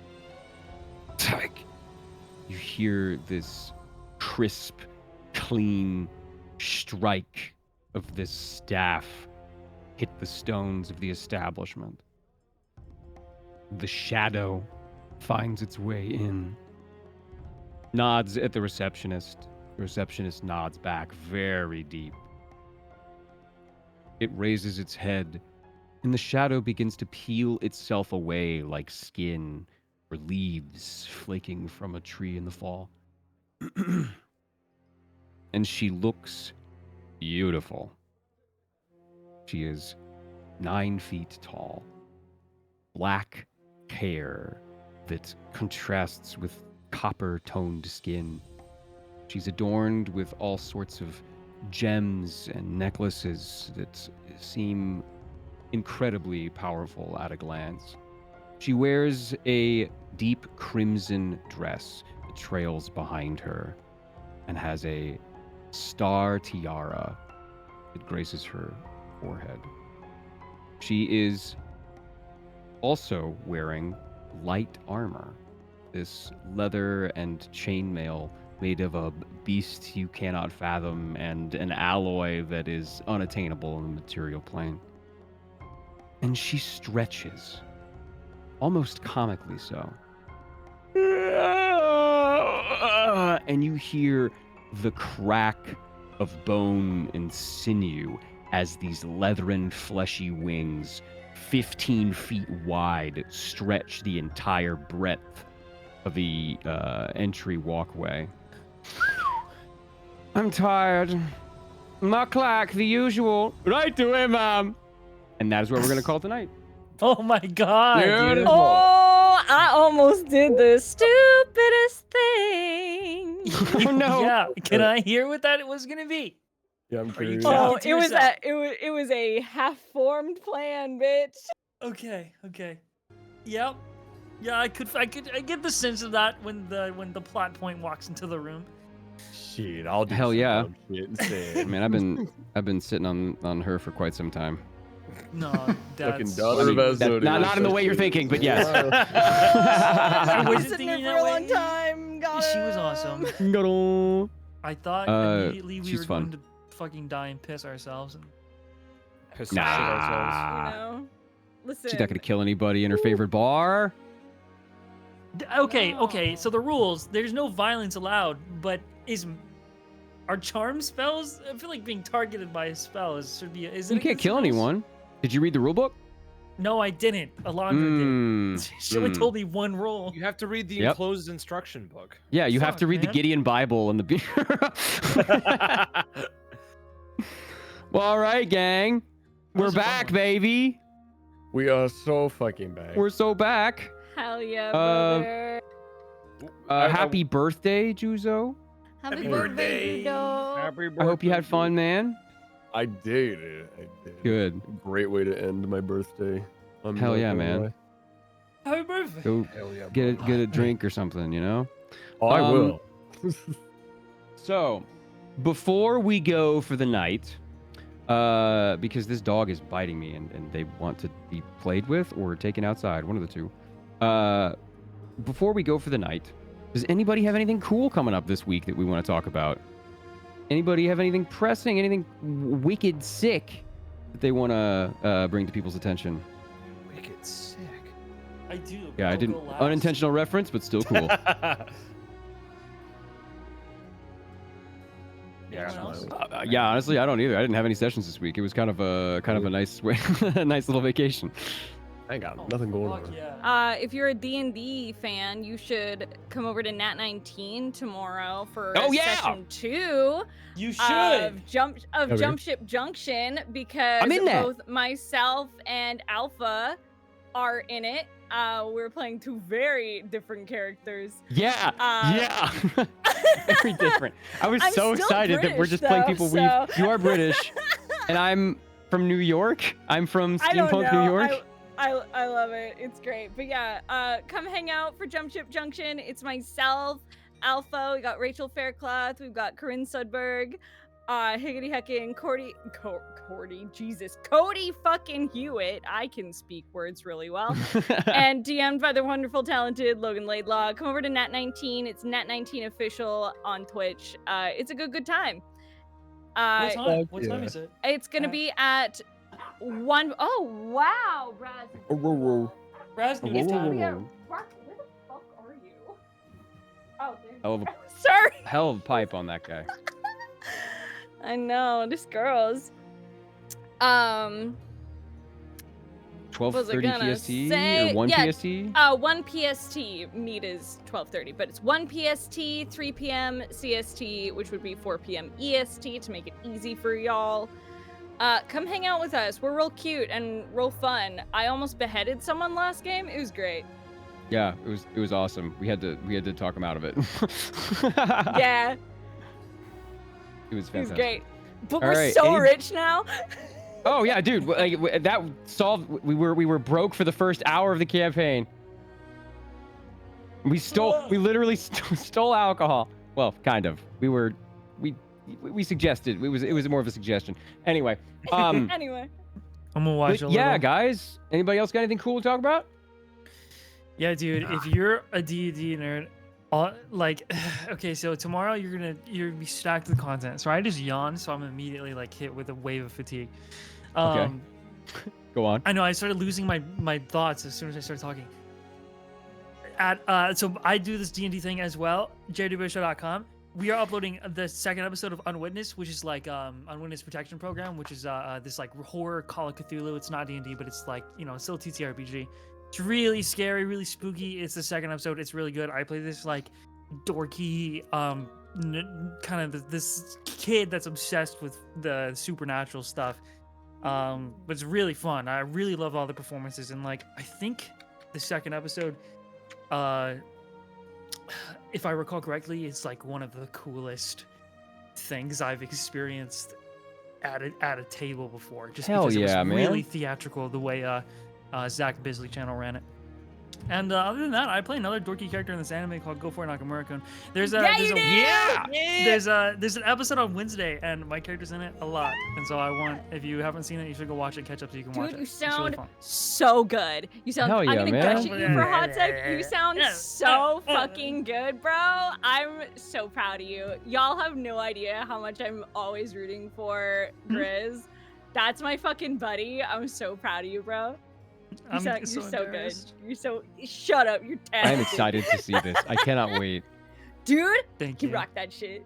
Rocking the mic. Proud of This you. episode on Wednesday is like actually so fucking funny. I do think it's worth the watch, and I do try really hard to try and do this well. So All right. I'll Yeah. make a point of watching it. That sounds super exciting, man. Congratulations. thank you. Hell yeah, Grizz. All right. Anybody else got anything cool going on? Oh, the campaign. So the Nat19 is twitch.tv/Nat19official, and then where can they find yours? Nate? I mean, if you're interested in horror stuff, it is jrwishow.com tomorrow at some point. But after you watch Night 19, because that's free, and my show is not. Okay. There you go. It's not free. There you go. Awesome, y'all. Well, all right. We are going to hopefully, let me see. We'll hopefully see each other next week. But if we don't, until next time, we get to say good night, everybody. Good night, everybody. Good night, everybody. Good night. Good night.